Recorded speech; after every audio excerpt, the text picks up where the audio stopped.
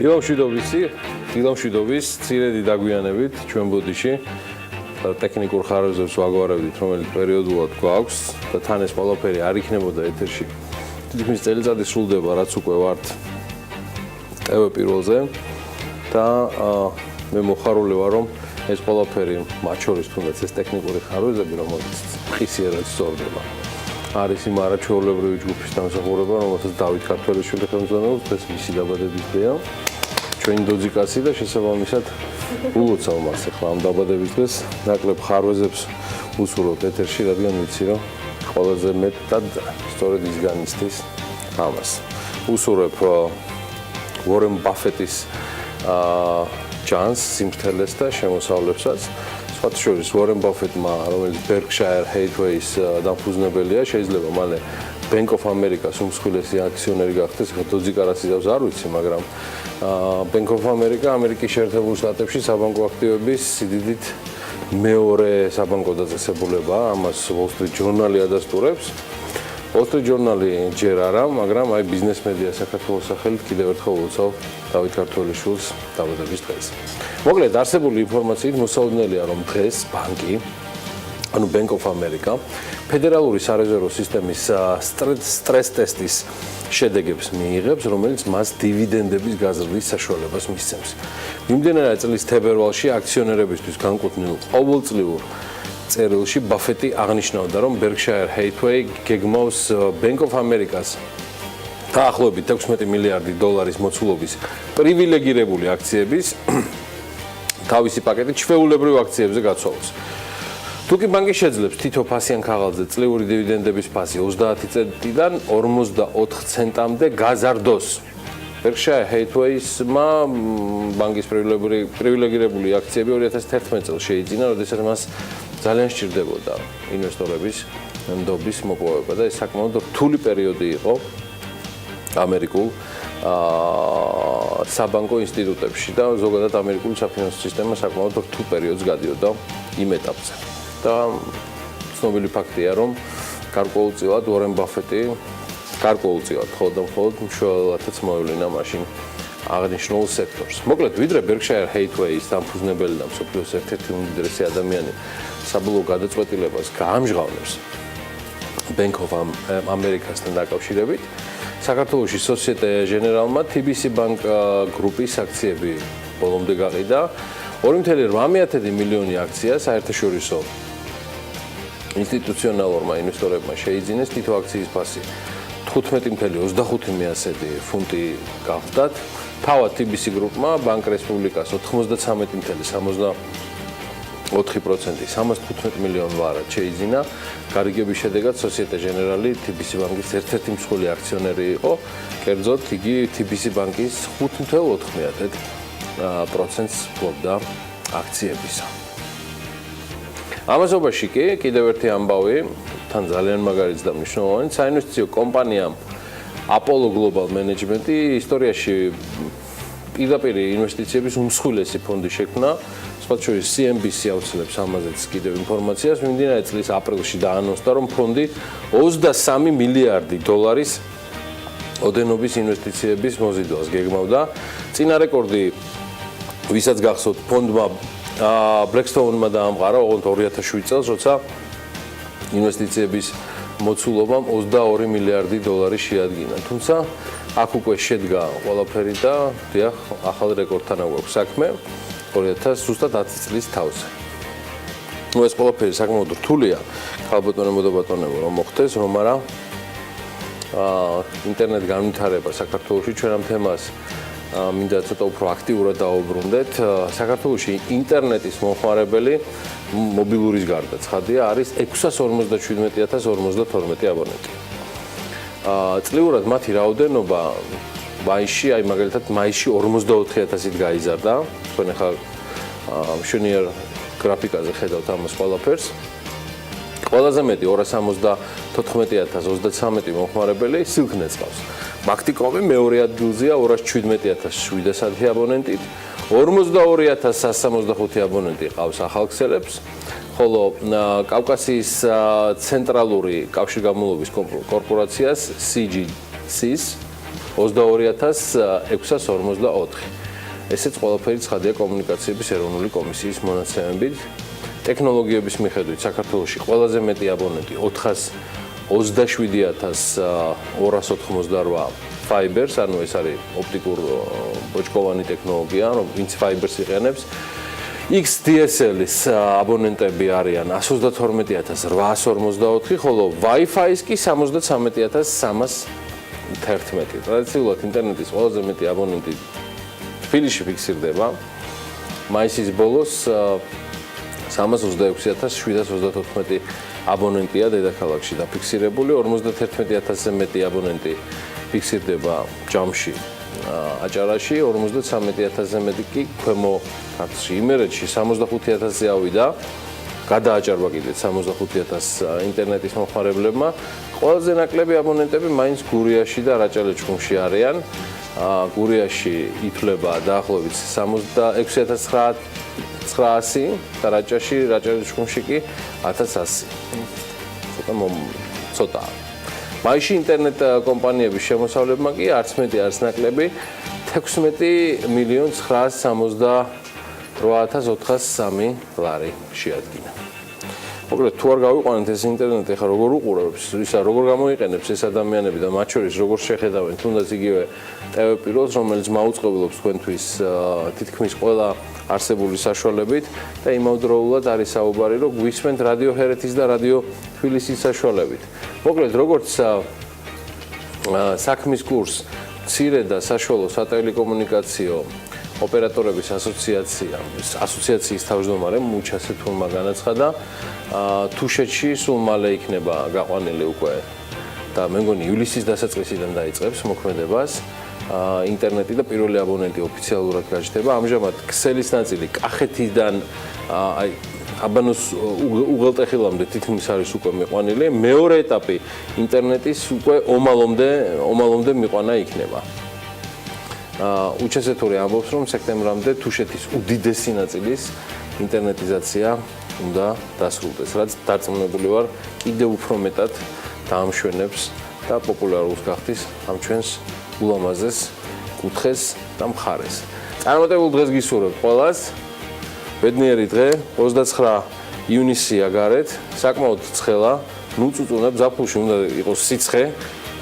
არ ვიცი, სხვანაირად მე ვერ წარმომიდგენია ეს ამბავი. მივხედოთ ერთმანეთს, მივხედოთ ჩვენს შემოსავლებს და დარწმუნებული ვარ, დღევანდელი დღეც წარმატებული იქნება.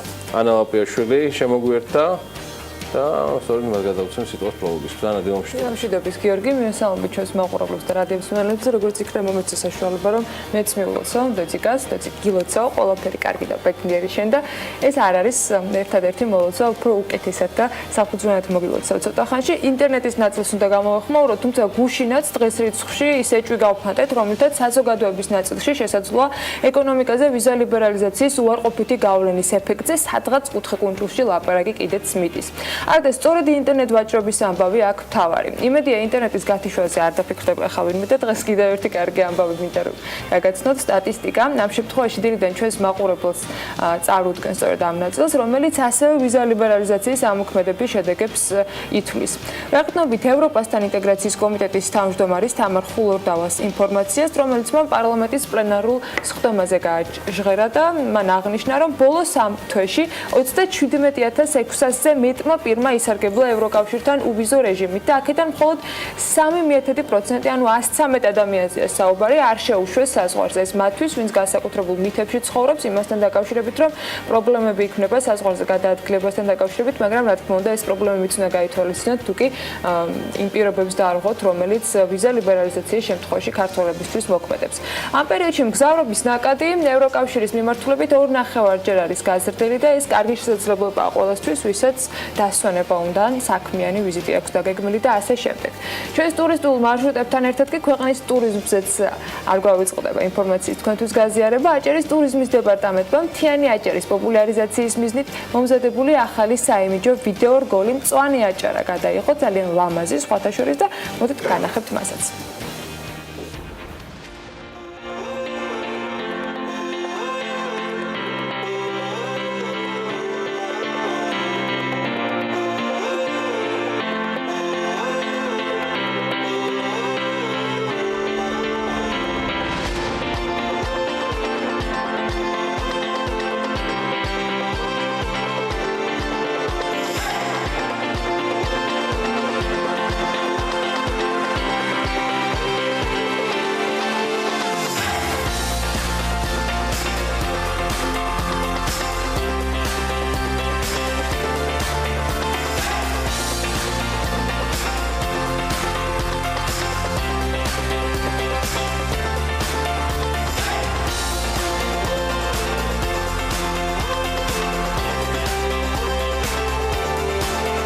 ავტონომიური რესპუბლიკის მთავრობის ტურიზმისა და კურორტების დეპარტამენტის ინფორმაციით, ეს კლიპი აჭარის პოპულარიზაციის მიზნით არის დაწყებული და PR კამპანიის გაგრძელებაა, რომლითაც დეპარტამენტი რეგიონში ჩამოსულ ტურისტებს ზღვაზე დასვენების გარდა ეროვნულ პარკებში, დაცულ ტერიტორიებსა და მთიანი აჭარის ტურისტულ მარშრუტებზე სამოგზაურო დებატიჟება. 2017 წლის აპრილიდან დღემდე აჭარის ტურიზმის დეპარტამენტი რეგიონის პოპულარიზაციის მიზნით სხვადასხვა ტიპის სარეკლამო აქტივობებს 16 ქვეყანაში ახორციელებს. ეს მთელი მსოფლიოს მასშტაბით დარწმუნებული ვარ, მათ ვისაც მოგზაურობა აჭარაში გაქვთ ამზაფხულს დაგეგმილი და შეებულების გატარება, თქვენთვისაც საინტერესო იქნება ეს კლიპი და აჭარაზე მხოლოდ ბათუმის ზღვა ან სხვა რომელიმე კურორტი არ გაგახსენდებათ, რომელიც ზღვის სანაპიროზე, ვისაც მით უმეტეს აქტიური დასვენება უყვარს, არაჩვეულებრივი მოგზაურობის შესაძლებლობა გეძლევათ საქართველოში, ისეთ ადგილებს ნახავთ, რომელიც ვერც კი წარმოგედგინათ, რომ სიახლოვეში არსებობდა.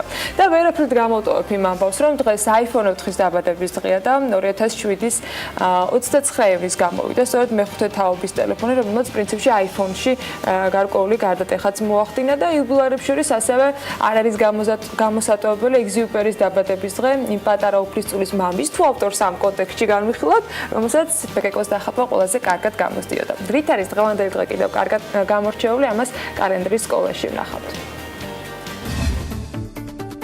1815 წლის 29 ივნის სამხრეთ ამერიკაში შეიქმნა თავისუფალ ხალხთა ლიგა. არსებობდა 1815-20 წლებში, მოიცავდა თანამედროვე ურუგვაის ტერიტორიას მთლიანად და მის მოსაზღვრე არგენტინის გარკვეულ ტერიტორიას. მისი არსებობა კი იმით დამთავრდა, რომ ტერიტორიის ნაწილი ბრაზილიის იმპერიამ დაიპყრო, ნაწილი კი რიო დილა პლატის გაერთიანებულმა პროვინციებმა. დღეისათვის ფედერალური ლიგა თანამედროვე ურუგვაის წინაპრად მიიჩნევა. 1871 წლის 29 ივნის ინგლისის პარლამენტმა მთელს მსოფლიოში პირველმა დაამტკიცა პროფკავშირების კანონი. ეს ის პერიოდია, როდესაც მე-18 საუკუნის მეორე ნახევრიდან ევროპაში ინდუსტრიალიზაციის რევოლუცია იწყება და მის პარალელურად მუშათა კლასიც ჩნდება. ამ უკანასკნელმა კი თავისთავად პროფკავშირული მოძრაობებისა და პროფკავშირული გაერთიანებების წარმოქმნას შეუწყო ხელი, რაც წინააღმდეგობაში მოდიოდა იმდროინდელ მთავრობასთან და ამიტომ ხშირად გამათობდნენ ამ თემაზე. ბოლოს ბენჯამინ დისრაელის მთავრობამ გადმოსცა ეს კანონი, რომელიც დამტკიცებული და მიღებული იქნა პარლამენტის მხრიდანაც და ოფიციალურად აღიარებული, მას შემდეგ მისი წევრობაც აღარ შეითვალა დანაშაულად. 1894 წლის 29 ივნის ქართველი პოეტი, ესეისტი და მთარგმნელი პაოლო იაშვილი დაიბადა. მწერალთა კავშირის დაარსების დღიდან პაოლო იაშვილი აქტიურ მონაწილეობას იღებდა მის საქმიანობაში. მისი საზოგადოებრივი ღვაწლის დახასიათების დროს საგანგებოდ უნდა აღენიშნოს ის ფაქტი, რომ მისი უშუალო რედაქტორობით ქუთაისში ორი ჟურნალი გამოიცა: ოქროს ვერძი და ცისფერი ყანწები. პარიზში ცხოვრებისას პოეტი დაუახლოვდა ახალგაზრდა მხატვრებსა და პოეტებს პიკასოს, აპოლინერს, მოდილიანსა და ერენბურგს. ახალგაზრდა პოეტი მხატვრობასთან ერთად სწავლობს ფრანგულ პოეზიას და მაშინდელ ქართულ პრესაშიც ჩანს. ქართულ მწერალთაგან პირველი, რომელიც რეპრესიებმა შეიწირეს, პაოლო იაშვილი იყო. მწერალთა კავშირის პრეზიდიუმი მსჯელობდა პოეტის მოღალატეობრივ საქმიანობაზე. ბრალმდებლად იქცნენ ძველი მეგობრები თუ თანამოაზრეები, ზიზღნარები აღშფოთებით გმობდნენ ხალხის მტრისა და დივერსანტის საქციელის და კატეგორიულად უსვამდნენ საკითხს, თუ მართალი ხარ დაგვიმტკიცო. ასე თანდათანობით მზადდება საფუძველი პაოლო იაშვილის ტრაგედიისათვის. იაშვილის საჯარო კაკიცხვაზე უარი თქვა ტიციან ტაბიძემ და ამის გამო თავად გახდა რეპრესიების მსხვერპლი.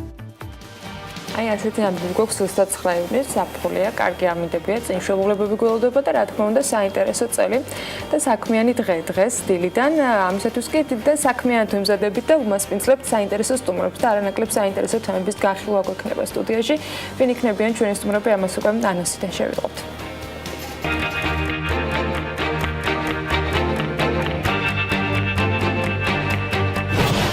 29 ივნისის საქმიანად დაწყებისათვის დილიდან ზრუნავენ საქართველოს სტრატეგიული კვლევებისა და განვითარების ცენტრის საზოგადოებასთან ურთიერთობის სამსახურის კოორდინატორი ნათია მეტრეველი და CSR პროგრამის ხელმძღვანელი ლელა ხოფერია. ზაზა აბაშიძე, ბერიკოს სუხიაშვილს ფაქტ-ჩეკის ანალიტიკოს უმასპინძლებს. გიორგი ზვიადაძე ინოვაციებისა და ტექნოლოგიების სააგენტოს ხელმძღვანელი გოსტუმრება. შიო მაისურაძე არბოს მარნის თანადამფუძნებელი იქნება საქმიანი დილის სტუმარი და ლიკა ქარდავა პროფეტი ჯორჯიაჯის დამფუძნებელი და მმართველი. საულიოს მიკალიუნასის თბილისის გარდენსის პროექტის მენეჯერს უმასპინძლებს. დილა უნდა იყოს საქმიანი და რა თქმა უნდა TV პირველზე. კიდევ ერთხელ დილამშვიდობა ყველას, დილამშვიდობისა ყველას. ვარ TV პირველზე, გვიხსმენთ რადიო ჰერეთის და რადიო თბილისის საშუალებით. ჯერ იდგება ჩვენი საინფორმაციო კოლაჟისა, ცხადია მხოლოდ ბიზნესზე და ეკონომიკაზე. რომელსაც ანალაპიაშვილი წარმოგიდგენთ, ანა კიდევ ერთხელ დიამშვიდობის და ჯერი შენზეა გისმენთ. მართალია ზაფხული დგება და თანდათან აქტივობა იკრებს, მაგრამ ჩვენ მაინც გთავაზობთ რამდენიმე საინტერესო ამბავს და დარწმუნებული ვარ არანაკლებ საინტერესო ამბების საქმის კურსში იქნებით დღის განმავლობაში ბიზნესსა და ეკონომიკაზე რა თქმა უნდა ჩვენი მაყურებლებისათვის და რადიო მსმენელებისათვის რადიო ჰერიცე და თბილისზე სულ რამდენიმე წამში ბიზნეს სიახლეების პირველი კოლაჟი თქვათ ეთერში.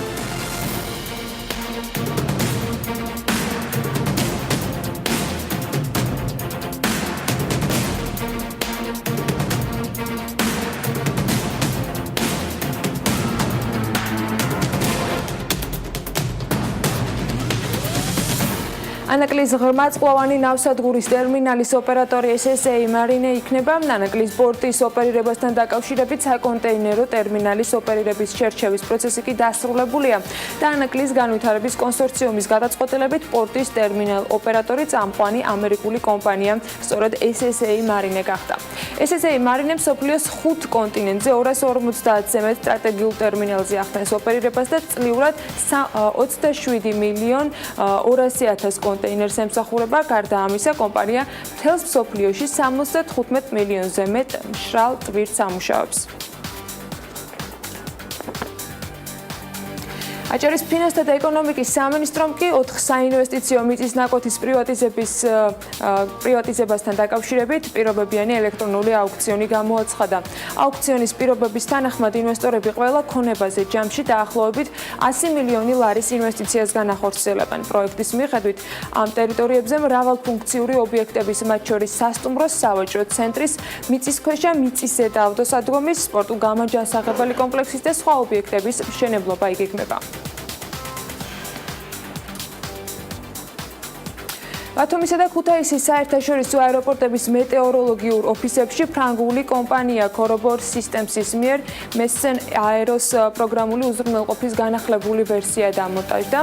სისტემა ავტომატურ რეჟიმში ახდენს სააეროდრომო პროგნოზირების შემოწმებას თბილისის, ქუთაისის, ბათუმის, მესტიის და საომავლოდ უკვე ამბროლაურის აეროპორტებისათვის. სისტემა მთელი მსოფლიოს მასშტაბით მეტეოროლოგიური ბანკებიდან იღებს როგორც ფაქტიურ, ასევე პროგნოზისტურ სააეროდრომო და სატრასო მეტეოროლოგიურ შეტყობინებებს. ის აადვილებს თავის მხრივ პროგნოზების შედგენას და ამაღლებს პროგნოზების გამართლების მაჩვენებლებს, ასევე ავითარებს თვითკრიტიკას, აადვილებს ეკიპაჟის ოპერატიულ მომსახურებას და მინიმუმამდე დაჰყავს ადამიანური შეცდომის ფაქტორი. ამ შესაძლებლობას სულ მალე გამოიყენებს ასევე აზერბაიჯანული დაბალბიუჯეტიანი კომპანია Buta Airlines-ი, რომელიც საქართველოში ფრენებს იწყებს. მედიის ინფორმაციით, ფრენის მინიმალური ფასი ყველა მიმართულებით 29 ევროდან იქნება. ახალი ავიაკომპანია კი მოსკოვის, კიევის, თბილისის, ანტალიის, კაზანისა და თეირანის მიმართულებით იფრენს. ზამთრის სეზონიდან ფრენები სტამბოლისა და სანქტ-პეტერბურგის მიმართულებით დაემატება. პირველი რეისი უკვე 1 სექტემბერში შესრულდება. საქართველოში საბურავების გადამუშავებით მოდერნიზებული ასფალტის წარმოება იწყება. სტარტაპ საქართველოს ფარგლებში მეორადი საბურავების გადამუშავების პროექტი 100,000 ლარით დაფინანსდა. პროექტის ავტორები მეორადი საბურავების გადამუშავების შედეგად პლასმასების, კაუჩუკის, რეზინის და მათი ნაწარმის წარმოებას გეგმავენ. ერთ-ერთი ძირითადი პროდუქტი კი, რომლის წარმოებასაც კომპანიაში აპირებენ, მოდერნიზებული ასფალტი იქნება. წარმოება 1 საათის განმავლობაში 400-500 კილოგრამი მეორადი საბურავის გადამუშავებაზეა გათვლილი. რაჭაში მომუშავე შვეიცარიული კომპანია Blaustein საქართველოს საკუთარი ნარჩენების გადამუშავებას იწყებს. კომპანიის მენეჯერი ამბობს, რომ კომპანია ახალი ტექნოლოგიით იმუშავებს მის სიდანერგვის ბოლო ეტაპზეა და მას სავარაუდოდ უკვე შემდეგი კვირიდან აამუშავებენ. საუბარია ნარჩენებზე, რომელიც მაღალი ტემპერატურული წვის პირობებში თითქმის 100%-ით განადგურდება. პროექტში კი დაახლოებით 40,000 ლარია ჩადებული. საქართველოს რკინიგზა ქართული მეცნიერის და გამომგონებლის თემურ მაისურაძის ინოვაციური გამოგონების რეალიზებას გეგმავს. ეს გამოგონება რკინიგზის ახალი ისრული გადამყვანების წარმოებას ეხება, რომელიც 4-ჯერ უფრო მეტი რესურსის მატარებელი იქნება და ნაკლებად ცდება იმასთან შედარებით, რაც ამჟამად მსოფლიოში გამოიყენება. მზა სტანდარტული ლიანდაგებია თვითონ გადამყვანი. ანუ რელსი იჭრება მარტივად რო ვთქვა, აღარ ჭირდება სპეციალიზირებული ეგრეთ წოდებული ისრების დამზადება. ტექნოლოგიურად არის ძალიან მარტივი. არის უფრო რა თქმა უნდა. მე ის წვრილი კალამია შეიძლება ადვილად გატყდეს. დაბალ ტემპერატურებზე ის უფრო ტეხვადია. სავარაუდოდ ამ ამბავს დაჭირდება დაახლოებით 1 წელიწადი, იმიტომ რომ გამოცდა ითვალისწინებს ყველა სეზონში მის აპრობაციას ზამთრადობაში. გაზპრომმა შეიძლება თურქეთის ბაზარი დატოვოს. რუსული მედია წერს, რომ სხვადასხვა წყაროზე დაყრდნობით გაზპრომბანკი კომპანია პრომაქს ტოვებს, რომელიც თურქეთში ბუნებრივი აირის ორი იმპორტიორი კომპანიის ენერგოს და ავრასიას საკონტროლო პაკეტს, ანუ 60%-ს ფლობს. გაზპრომბანკი პრომაქის 40%-ს ფლობდა, დანარჩენი წილი კი პარტნიორებს ეკუთვნით. რუსულმა კომპანიამ შესაძლოა თურქეთში ბოსფოროს გაზის და აკფელ ჰოლდინგში საკუთარი წილებიც გაყიდოს. ასეთ შემთხვევაში ის თურქეთის შიდა ბაზრიდან გავა და მხოლოდ ბუნებრივი აირის იმპორტიორად დარჩება. როგორც რია ნოვოსტი ავრცელებს ამავე დროს ინფორმაციას, თურქეთის შიდა ბაზრიდან გასვლის შემდეგ გაზპრომი იმპორტირებული გაზის ფასთან დაკავშირებით პოზიციებს კიდევ შეიცვლის. გაზპრომის ოფიციალურმა წარმომადგენელმა ასევე აღნიშნა, რომ თურქეთთან დაკავშირებით კომპანია სხვადასხვა ვარიანტებს განიხილავს და მისივე თქმით, თურქული ბუნებრივი აირის ბაზარი ექსპორტის კუთხით გაზპრომისათვის მოცულობით მეორე ადგილზეა.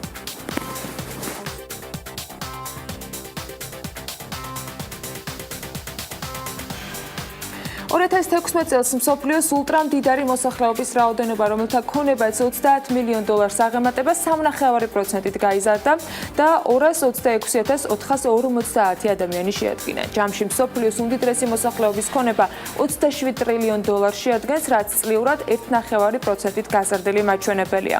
World-X-ის 2017 წლის ანგარიშის თანახმად 2013 წლიდან მოყოლებული პირველად გასულ წელს მსოფლიოს უმდიდრესი მოსახლეობის ქონება შემცირდა.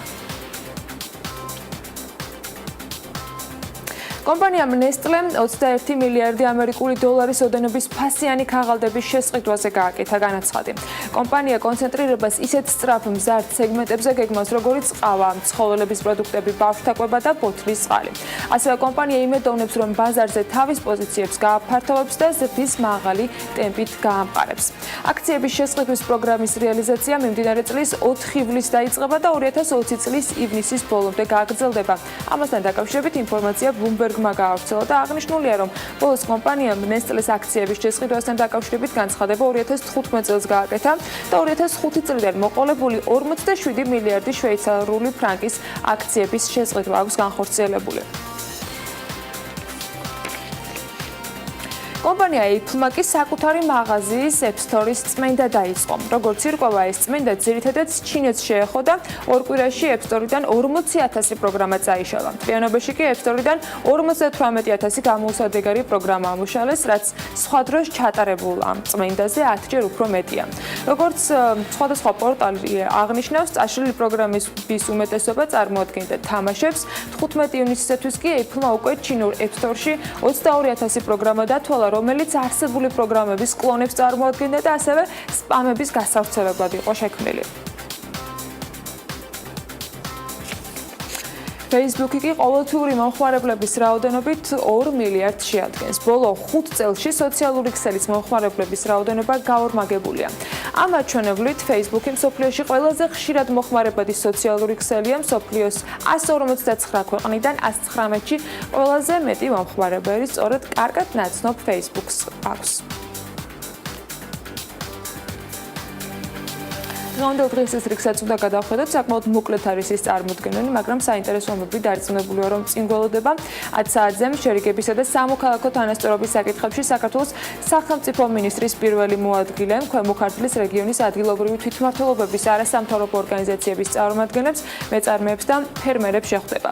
პარალელურად 10 საათზევე რეგიონული განვითარებისა და ინფრასტრუქტურის მინისტრი გეგმავს ფიდიკის ბიზნეს დღეების ფარგლებში საქართველოში გამართულ პირველ საერთაშორისო კონფერენციაზე გამოვიდეს სიტყვით, ეს ღონისძიება Holiday Inn-შია დაგეგმილი.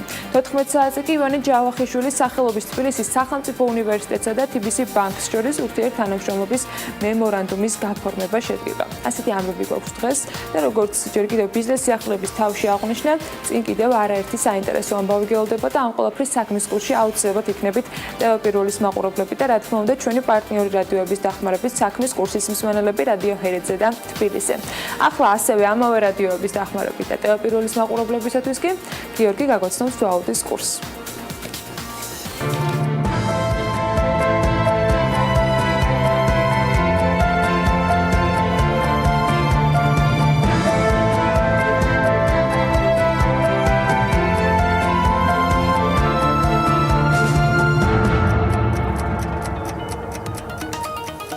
ეროვნულ ბანკმა გუშინ 20 მილიონი დოლარი კიდევ ერთხელ შეისყიდა. ივნისში ეროვნულ ბანკს უკვე 70 მილიონი დოლარი აქვს შეწყებული სავალუტო აუქციონის ამ შედეგის მიუხედავად. ლარი დოლართან მიმართებაში მაინც მყარად დადგა, ფაქტობრივად უმნიშვნელოდ, მაგრამ ეროვნული ვალუტა კიდევ უფრო მეტად გამყარდა. ლარი დოლარის წყვილი დღეისთვის კვლავ 2.4-ის ნიშნულზეა. სამაგიეროდ გამყარდა თვალშისაცემად შედარებით ევრო, რომლის კურსი 2.73 ლარზე დაკორექტირდა, გაუფასურდა თურქული ლირა, ის კვლავ 68 თეთრი ღირს და გამყარებულია ინგლისური ვალუტა ფუნტ სტერლინგის ფასი 3 ლარსა და 8 თეთრზეა შეჯერებული. ჩვენ დაგვჭა დიდი ხნით არ დაგემშვიდობათ ანა ლაპიაშვილი, პაუზა არ ყოფილა ხანგრძლივი, მისი ჯერია კვლავ გარემოს ეროვნული სააგენტოს განახლებული ცნობები ამინდის პროგნოზთან დაკავშირებით.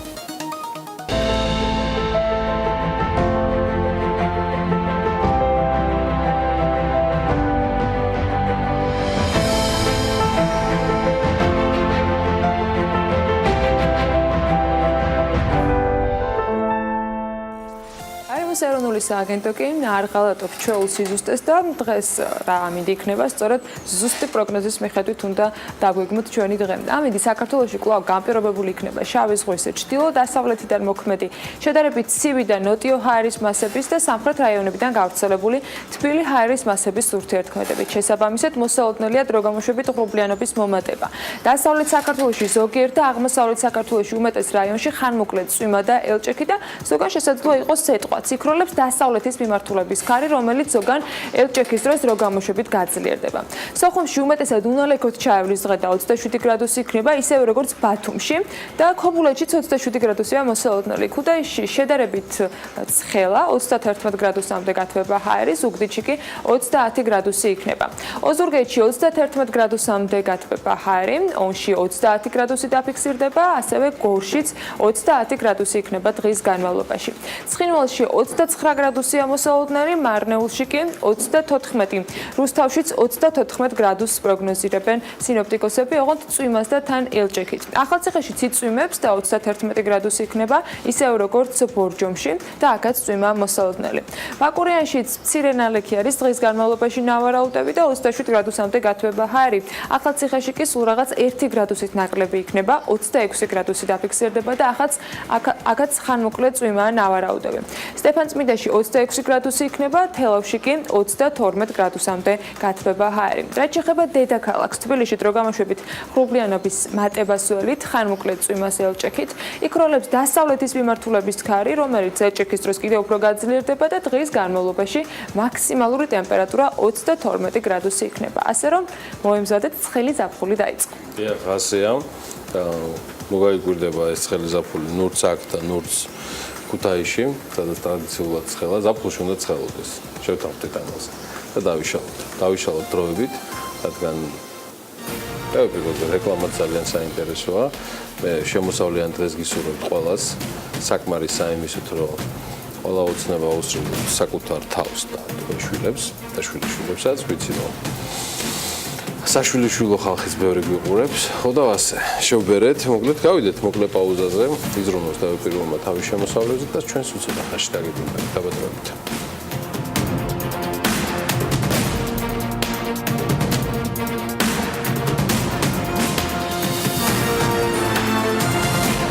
რეკლამის შემდეგ საქმიანი დავბრუნდით პირდაპირ ეთერში და განვაგრძობთ თქვენთვის მუშაობა. საინტერესო ამბები გელოდებათ წინ, როგორ შევიმუშავოთ კომპანიის CSR სტრატეგიამ საქართველოს სტრატეგიული კვლევების და განვითარების ცენტრის ორგანიზებით 30 ივნისს ტრენინგი სწორედ ამ დასახელებით გაიმართება.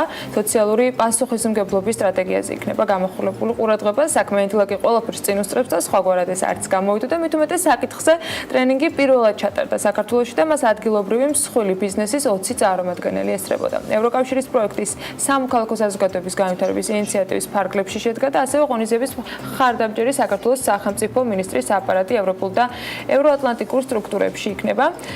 ნათია მეტრეველს საქართველოს სტრატეგიული კვლევების და განვითარების ცენტრის საზოგადოებასთან ურთიერთობის კოორდინატორს და ლელა ხოფერიას საქართველოს სტრატეგიული კვლევებისა და განვითარების ცენტრის CSR პროგრამის ხელმძღვანელს მასპინძლობ საქმიანობაში.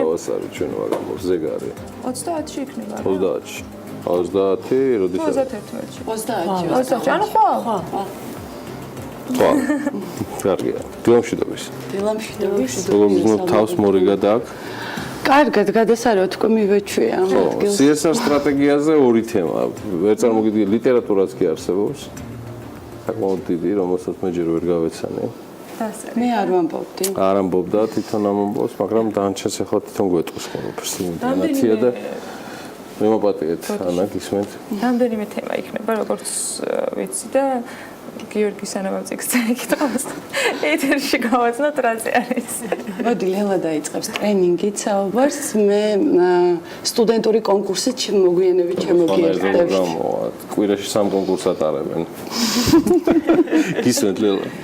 კი ბატონო, ანუ როგორც აღინიშნა ეს ტრენინგი ეძღვნება იმას თუ როგორ უნდა შეიმუშაოს კომპანიამ ერთიანი CSR სტრატეგია. დავიწყო მინდა იმით, რომ ეს ტრენინგი არის ერთ-ერთი პირველი ღონისძიებათაგან, მრავალრიცხოვან ღონისძიებათაგან, რომლებიც დაგეგმილი არის პროგრამის ფარგლებში CSR-ის განვითარების მიზნით. და ეს ტრენინგი ტარდება სამოქალაქო საზოგადოების განვითარების ინიციატივის ფარგლებში. ეს არის ძალიან მასშტაბური პროექტი, რომელიც დაიწყო აი წელს იანვრიდან და რომელსაც ახორციელებს 4 ქართული სამოქალაქო ორგანიზაციის კონსორციუმი კონრად ადენაუერის ფონდის ხელმძღვანელობით, ევროკავშირისა და გერმანიის მთავრობის დაფინანსებით. ეს აუცილებლად უნდა მეთქვა დასაწყისში. და ლელა, ერთი კითხვა მარტო შესავალში თქვით, რომ საკმაოდ ცხვილმა წარმომადგენელმა კერძო სექტორისა მიიღეს მონაწილეობა, დასახელებულია ტრენინგში. მიიღებენ ხვალ არის ტრენინგი ვინ არის ოსი კომპანია შეგვიძლია ვთქვათ დაახლოებით თუ 21 კომპანია არის კი ბატონო ყველა ახლა ეს შეიძლება 20-ვე არ გამახსენდეს მაგრამ ესენი არის მსხვილი კომპანიები როგორც არის მაგალითად TBC ბანკი და საქართველოს ბანკი როგორც არის საერთაშორისო კომპანიები როგორც Heidelberg ცემენტი Deloitte არიან შედარებით უფრო მცირე თქვათ მიკროსაფინანსო მაგრამ ძალიან წარმატებული კომპანიები საქმეში და CSR-ის მიმართულებითაც მაგალითად კრისტალი ესენი არიან და საკონსულტაციო კომპანიები სხვადასხვა სფეროს ვისოლი წელს რუსიკო ვერ წამოვიდა ამ ტრენინგზე ყველას ვერ გავიხსენებ ხა ესე ალბათ ღია ეთერში მithumetes მაგრამ ნუ აი ამ რანგის კომპანიები არიან მსხვილი და წარმომადგენლობა ჩვენ ვთხოვეთ რომ ყოფილიყვნენ ის ადამიანები შუა მენეჯმენტის როლი ის ადამიანები ვინც რეალურად არიან პასუხისმგებლები კომპანიაში CSR-ის კულტურა პირადად თქვენი შეფასებით რა ეტაპზეა საქართველოში ეს ახალგაზრდა თემა არის ახალგაზრდა მიმართულება რამდენად ჩამოყალიბდა და გახდა ის რაც უნდა იყოს გიორგი თქვენ გახსოვთ ალბათ რომ დაახლოებით 10-12 წლის წინ თქვენ რომ იყავით ბიზნეს ასოციაციის თავმჯდომარე და ჩვენ რომ ისევ სტრატეგიულ კვლევების და განვითარების ცენტრში ვმუშაობდით ერთად დავიწყეთ ამ თემაზე ხმამაღლა საუბარი კომპანიებთან იმის მერე ბევრი რამ მოხდა ძალიან ბევრი ნასაუბრები ჩემთვის CSR მიმართულება ცალკეულ კომპანიაში აბსოლუტურად არ განსხვავდებოდა PR-ისგან. მაშინ არ განსხვავდებოდა. ბევრი დღესაც ისე იყენებს და ამიტომ მაინტერესებს, რატო არ იღებენ მონაწილეობას უფრო აქტიურად ამ ტიპის ტრენინგებში, რომ უფრო მეტად გაიგონ. ეხლა PR-ის მიმართულებით ყოველთვის გამოყენება შეიძლება დაწყებული იქნება. მაინც მაინტერესებს თქვენი სეული შეფასება 10-12 წლის თავზე, სადამდე მივიდა ეს კულტურა კორპორატიულში. იცით, ეს როგორც აღნიშნეთ ძალიან ახალგაზრდა კულტურაა საქართველოში, მაგრამ ძალიან დინამიურად და სწრაფად ვითარდება და აი ამ 12 წლის განმავლობაში იმ სირთულეებს გათვალისწინებით, რაც დაუშვათ საქართველოში და ქართულ ბიზნესს უწევს, რომ გადალახოს თქვა შედარებით ევროპულ ქვეყნებთან, მიუხედავად ამისა ძალიან განვითარდა და წინ არის. მე ვერ ვიტყვი ხო რომ ჩვენთან ინგლისის ან საფრანგეთის დონეზე ვართ ამ მიმართულებით, მაგრამ არც უნდა ვიყოთ ბუნებრივია, რომ ჯერ ვერ ვიქნებით. ბევრად უფრო კარგად აქვთ კომპანიებს გააზრებული, რას ნიშნავს CSR-ი, რამდენად სხვაობს იგი უბრალოდ ქველმოქმედებისაგან და PR-ისგან და რომ ეს არის უბრალოდ სტრატეგიული მიმართულება კომპანიის საქმიანობაში. და რატომ არ იღებენ აქტიურ მონაწილეობას, ვერ დაგეთანხმებით. იღებენ. დიდი კონკურსი იყო ძალიან, ეს 21 კომპანია გადავცხრილეთ ჩვენ დაახლოებით 40-დან, იმიტომ რომ მქონდა შეფასების კრიტერიუმები ძალიან ესეთი და ბევრად გვინდოდა რა თქმა უნდა რომ ყველა სრულად მიიღო მონაწილეობა, მაგრამ ტრენინგის ფორმატი არ იძლევა ამის შესაძლებლობას, იმიტომ რომ მე ინტერაქციები და ჯგუფური მუშაობა ვერ ჩატარდეს ეს ტრენინგი, რამდენად იქნება საკმარისი ესე ერთჯერადი ფორმით შეხვედრა და ტრენინგით მიღებული შეხვედრა. ერთჯერადი ფორმითაც არ ვიფარგლებით, ჩვენ მუდმივად გვაქვს რაღაცა ღონისძიებები, რომელთა მიზანიც არის მონაწილეების შემადგენლობა ხო პრინციპში ერთ დღეზე არის კონცერტი. ამ მონაწილეების შემადგენლობა რა თქმა უნდა ერთ დღეზე არის, მაგრამ გვექნება ჩვენ სხვა ღონისძიებებიც ასევე, ჩვენ ორგანიზაციას აქვს ასევე ჩვენ ხშირად ვუწევთ თქვა კონსულტირებას კომპანიებს თუ უჩნდებათ კითხვები ამ თემებზე თქვა როგორ აჯობებს ამა თუ იმ პროგრამის დაგეგმა თუ განხორციელება და არაერთი ტრენინგი და ღონისძიება იქნება, ასევე არსებობს პუბლიკაციები, ელექტრონული რესურსები და ნუ რაც ერთ ორგანიზაციაში შეუძლია იმის ფარგლებში ვცდილობთ მაქსიმალურად ბევრი გავაკეთოთ, რომ ინფორმაცია ცოდნა გავაზიაროთ, მივაწოდოთ კომპანიებს. დავამატებდი რომ თუ 10 წლის წინ PR-ის ნაწილი იყო, დღეს უკვე კომპანიებში გაჩნდა ცალკე კადრი CSR მენეჯერი. მიმახინჯებული იყო იმ პერიოდში კულტურა.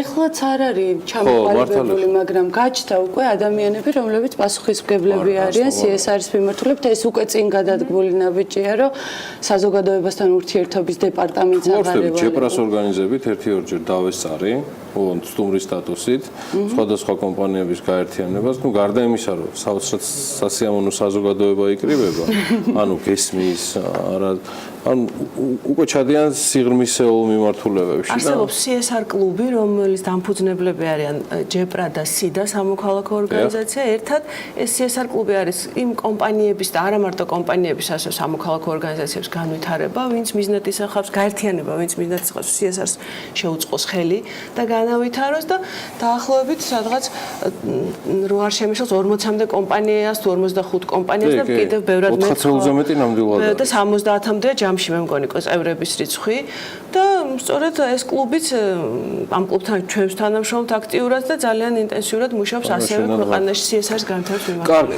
ნათია, შენს კი რა ხდება? აბა მოგვიყევი სიახლეები, რა თქმა უნდა, იქნება კონკურსი, მე ამაში დარწმუნებული ვარ და ამითაც არ მეპარება ეჭვი, ქალბატონებო და ბატონებო. ეხლა რა დაგეგმა საქართველოს სტრატეგიული კვლევების და განვითარების ცენტრმა და მის ზეაქტიურმა მენეჯერმა საზოგადოებასთან ურთიერთობის გვეტყვის თავად ნათია მეტრენელი. გისმენთ.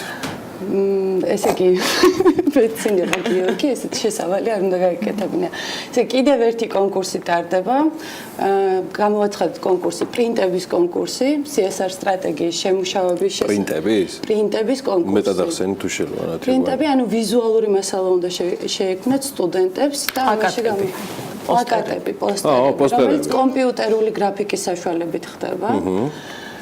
ну კონკურსის მიზანი იყო რომ სტუდენტებს აქტიურად გაეცნოთ რა არის CSR-ი, თუ არ გესმის თემა, რა თქმა უნდა, პრინტს ვერ შექმნი, ასევე უნდა დაეფიქსირებინათ ესეთი სლოგანი, საზოგადოება იმსახურებს პასუხისმგებელ ბიზნესს, რატო ავირჩიეთ და პლიუს გაეთვალისწინებინა CSR-ის ის კომპონენტები, რაც მის შემადგენელი და მნიშვნელოვანი ნაწილია, რომ ეს არ არის მარტო ქველმოქმედება, რომ ეს არის შრომითი უფლებების დაცვა, ეს არის გარემოზე ზრუნვა, საზოგადოებაზე ზრუნვა, ყველა იმ კომპონენტზე ზრუნვა, რომელსაც თვითონ ორგანიზაცია, ბიზნესი ახდენს ზეგავლენას.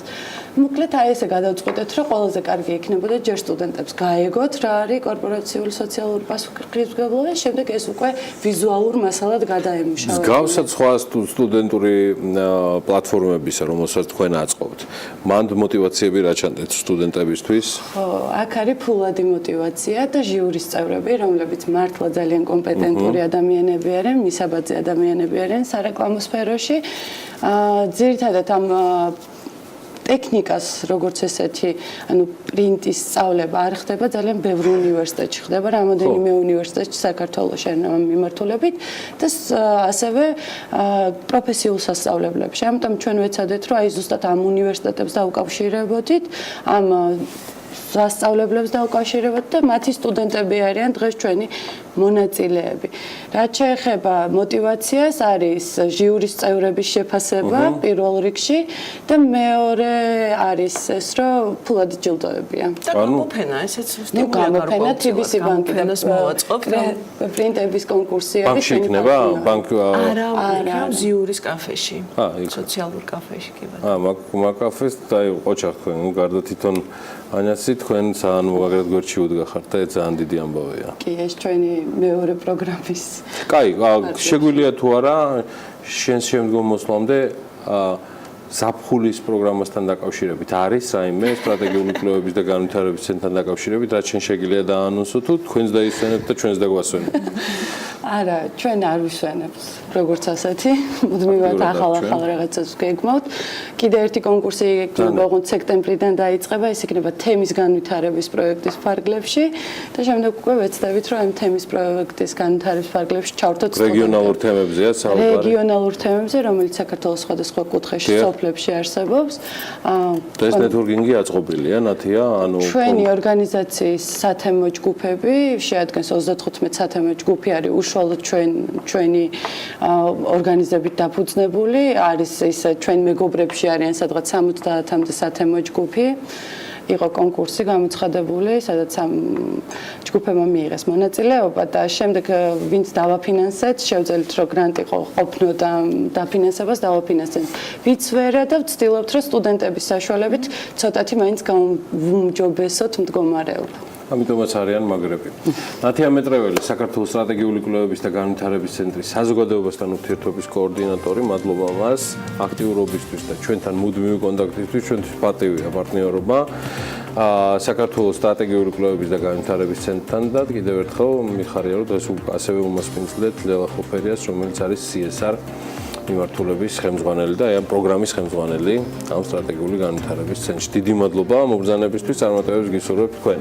ტრენინგებს და პრესის კონკურსებს შეჯიბრება და ტესტირება და რამე. გადავდივართ განათლების თემაზე, ოღონდ რომ სხვა ნაწილში წლევანდელ სატესტო გამოცდებში 12803 მოსწავლე ჩაიჭრა. ეს სანაკებო რიცხვი არ არის და არა 11000, როგორც ამას ამ დრომდე შეფასების და გამოცდების ეროვნული ცენტრის და განათლების სამინისტროში მათ შორის აცხადებდნენ. 2011 წლიდან დღემდე მონაცემების 1803-ში არის ანა სხვაობა? თათია ხო უკეთესად გაგვეცნობს ამ ინფორმაციას და წამონებული რომ სწორედ მან გამოითხოვა ეს ინფორმაციები და შეაჯერა 2011 წლიდან დღემდე მონაცემები კლების ნაცვლად იზრდება და თანაც საგანგაშოდ სტატისტიკა შეფასების და გამოცდების ეროვნული ცენტრიდან როგორც გითხარით თათიამ გამოითხოვა და დეტალებით ისახვა პირდაპირ ეთერში გვერდება. თათია, დილა მშვიდობის როგორი არის დინამიკა? დილა მშვიდობისა, დიახ, ვიდრე სტატისტიკას გაგაცნობ, თავშივე გეტყვით, რომ აღნიშნული მონაცემების მოთხოვნით შეფასებისა და გამოცდების ცენტრს მაისის ბოლოს მიმართა, თუმცა იმის გამო, რომ განმეორებითი გამოცდების შედეგები ცნობილი არ იყო, პასუხები განსაზღვრული ვადის დარღვევით წინა კვირის ბოლოს მივიღეთ. როგორც შეფასებისა და გამოცდების ეროვნული ცენტრიდან მოწოდებული ინფორმაციიდან ჩვენს მდგომარეობა არა თუ უკეთესობისკენ მიდის, არამედ პირიქით. სტატისტიკა ცხადყოფს, რომ სკოლებში მდგომარეობა წლიდან წლამდე უარესდება. კერძოდ, 2011 წელს სკოლის საატესტატო გამოცდებზე სულ 46490 მოსწავლე იყო დარეგისტრირებული, საიდანაც გამოცდაზე 45000-ზე მეტი გავიდა, ზღვარი კი მხოლოდ 39 13293 მოსწავლემ გადალახა, ანუ 2011 წელს სულ 5978 მოსწავლე ჩაიჭრა, ანუ საერთო რაოდენობის 13%. აღსანიშნავია, რომ პირველ წელს ჩატარებულ გამოცდაზე ბარიერის 3 საგანში 5.2 იყო, დანარჩენ 5-ში კი 5.5, რაც მომდევნო წლებში ყველა საგნისთვის 5.5-მდე გაიზარდა. გადავიდეთ მომდევნო წელზე, 2012 წელს დარეგისტრირდა 41482, გამოცდაზე გავიდა 40000-ზე მეტი, ხოლო წარმატებით გაიარა 35818-მა. 2012 წელს სულ 4727 მოსწავლე ჩაჭრილა, ანუ საერთო რაოდენობის 11%. განმეორებით გამოცდაზე 2012-ში 2101 გავიდა, მათგან კი დადებითი შედეგი 1312-მა აჩვენა. 2013-ში, როგორც ყველას გვახსოვს, განათლების იმჟამინდელი მინისტრის გიორგი მარგველაშვილის გადაწყვეტილებით ერთიანი გამოცდები გაუქმდა. სკოლებმა თავად უზრუნველყეს საგნობრივი გამოცდების ჩატარება, რომლის შედეგებიც უცნობია. შესაბამისად, უნდა გადავიდეთ 2014 წელზე. 2014 წელს გამოსაშვებ გამოცდებზე რეგისტრირებული იყო 38140 მოსწავლე, მათგან გამოცდაზე 37199 გამოცხადდა, ხოლო წარმატებით 31954-მა გაიარა ბარიერი, ანუ 2014 წელს 5235 მოსწავლემ ვერ შეძლო ბარიერის დაძლევა, რაც საერთო რაოდენობის 14%-ია. განმეორებით გამოცდაზე 7564 მოსწავლე გავიდა, საიდანაც დადებითი შედეგი 4284-მა აჩვენა. 2015-ში რეგისტრირებული იყო 44482, გამოცდაზე გავიდა 43525, წარმატებით კი 37779-მა მოსწავლემ გაიარა. ჩაჭრილობის რიცხვი 2015-ში 6446 იყო, ანუ 14%. 2015-ში განმეორებით გამოცდაზე გავიდა 8279, დადებითი შეფასების მიღება კი 4580-მა შეძლო. ჩაჭრილების რაოდენობა მნიშვნელოვნად გაიზარდა 2016 წელს. გამოცდაზე გასული 45688 მოსწავლიდან კომპეტენციის დადასტურება მხოლოდ 34111 მოსწავლემ შეძლო, ანუ გასულ წელს ბარიერი 11577 მოსწავლემ ვერ გადალახა, ანუ 25%-მა. განმეორებით გამოცდაზე 8134 მოსწავლე გავიდა, მათგან დადებითი პასუხი კი 2953 მიიღო. ამაზე საგანგაშო შედეგები აჩვენა 2017 წლის გამოსაშვებმა გამოცდებმა. 2017 წელს დარეგისტრირდა 48424 მოსწავლე, გამოცდაზე გავიდა 47000-ზე ოდნავ მეტი, წარმატებით კი გაიარა 34260-მა. ანუ მას შემდეგ, რაც საატესტატო გამოცდები არსებობს, ყველაზე მეტი მოსწავლე წელს ჩაიჭრა და ეს რიცხვი არის 12803. ანუ საერთო რაოდენობის უკვე 27%. განმეორებით გამოცდაზე წელს 13941 მოსწავლე მივიდა, მათგან დადებითი შეფასება კი 5562-მა მიიღო. ჩვენს მიერ გამოთხოვილი სტატისტიკიდან ასევე ირკვევა, რომ ყველაზე მეტად მოსწავლეებს ბარიერის გადალახვა უცხო ენასა და მათემატიკაში უჭირთ. მაგალითისთვის 2012 წელს, როგორც ზემოთ უკვე ვახსენე, პირველ ეტაპზე ჩაიჭრა 4727 მოსწავლე, მათგან კი უცხო ენაში დადებითი შეფასება 1456-მა მოსწავლემ ვერ მოიპოვა. მათემატიკაში ჩაჭრილების რიცხვი 1064 იყო და ასევე 1064 იყო ფიზიკაში. 2015 წელს 6446 მოსწავლე ჩაიჭრა, მათგან უცხო ენაში 3240, მათემატიკაში 2987, ქართულში კი 1000. ამ წელს ფიზიკაში ჩაჭრილთა რაოდენობას ქართულში ჩაჭრილების რაოდენობა ჭარბობდა, ფიზიკაში 871 იყო ასეთი. 2017 წელს, როგორც უკვე ვახსენე, 12803 მოსწავლემ ვერ დაძრია ბარიერი და არა 11000-მა, მათგან უცხო ენაში 6486 მოსწავლემ, მათემატიკაში 6323, ფიზიკაში კი 2996-მა. ასევე მაღალი იყო ქართულში ჩაჭრილთა რაოდენობა 1092. ჩვენ ამავე თემაზე დღეს მინისტრთან ერთად გვინდოდა საუბარი, თუმცა სამწუხაროდ ამ ეტაპზე ვერ მოხერხდა და იმედს ვიტომებ, რომ სეზონის ბოლომდე თემაზე საუბარს მასთან ერთადაც შევძლებთ, ვინაიდან მონაცემები ძალიან საგანგაშოდ იზრდება, როგორც ვნახეთ, ბოლო წლების განმავლობაში 13-დან 27%-მდე და ამას ალბათ რაიმე გეგმა ექნება, როგორ უნდა ვცლიოთ ამ ყველაფერს იმისთვის, რომ ოდნავ მაინც გავაუმჯობესოთ მონაცემები. შეიძლება თუ არა შთაბეჭდილება, გაქვს თუ არა ინფორმაცია თათია, რატომ მოხდა დაახლოებით 1800-იანი ცნობილება გამოვიდა, ხო? თუ აქვს ხდები შენი ანალიტიკიდან გამოვიდა. არ არსებობს, მე უბრალოდ ერთადერთი გუში რაც გადავამოწმე გამოცდებისა და შეფასებისა და გამოცდების ეროვნულ ცენტრში იყო ის, რომ ბოლო 2 წლის განმავლობაში მნიშვნელოვნად იზრდება და ვიფიქრე, რომ ბარიერი იქნებ გაიზარდა ბოლო წლების განმავლობაში. მე საუბრის დასაწყისში გავუსვი ხაზი იმას, რომ 8 და 2, 5 და 2 იყო სამსაგანში პირველ წელს და 5 და 3, რაც 5 და 5-მდე გაიზარდა 2012 წლიდან. მას მერე არც ბარიერი გაზრდილა და არც რაიმე საგანგაშო ცვლილებები მანქანები. ალბათ გარკვეულწილად თათია მოქმედებს ისიც რომ მაგალითად შარშან ვინც ვერ ჩააბარა, ისინი წელსაც გავიდნენ გამოცდაზე და ალბათ ეს ის კატეგორია, რომელიც მომავალ წელსაც იქნება პრობლემური. ეს ყოველი წლის განმავლობაში, ანუ განმეორებით გამოცდაზე ყოველთვის გადიან მოსწავლეები, რომლებმაც ვერ დაძლიეს ხვარიან. ეს არ არის ახალი 2016-17 წლიდან არ მომხდარა, ხო? ანუ წინა წლების განმავლობაში ხო გადიან ეს ადამიანები განმეორებით გამოცდაზე. ანუ ესეც არ შეიძლება იყოს თავი გასაწევი. ხო, არ მგონია რომ მხოლოდ ეს იყოს. არ ვიცი რატომ მოხდა 1803-იანი სხვაობა, იმიტომ რომ 11000 ეს იყო მაქსიმუმი, რასაც აჟღერებდა განათლების სამინისტროს და გამოცდების ეროვნული ცენტრი. მეგუში რამდენჯერმე გადავამოწმე, მე ვიფიქრე რომ ჩვენ მიერ გამოთხოვილ სტატისტიკაში იყო რამე ცდომილება, მაგრამ არა სამწუხაროდ შედეგები. კარგი, მე დარწმუნებული ვარ ამ პრეზენტაციის, რომელსაც მართლა პრეზენტაციის სახე აქვს. თათია, დიდი მადლობა ამისთვის, მართლა საინტერესო იყო, ინსპირაცია გამიკეთე. Forbes-ის ედიტორიალისტვის არ მალავ ამას, მთელი პასუხისმგებლობით გეუბნები.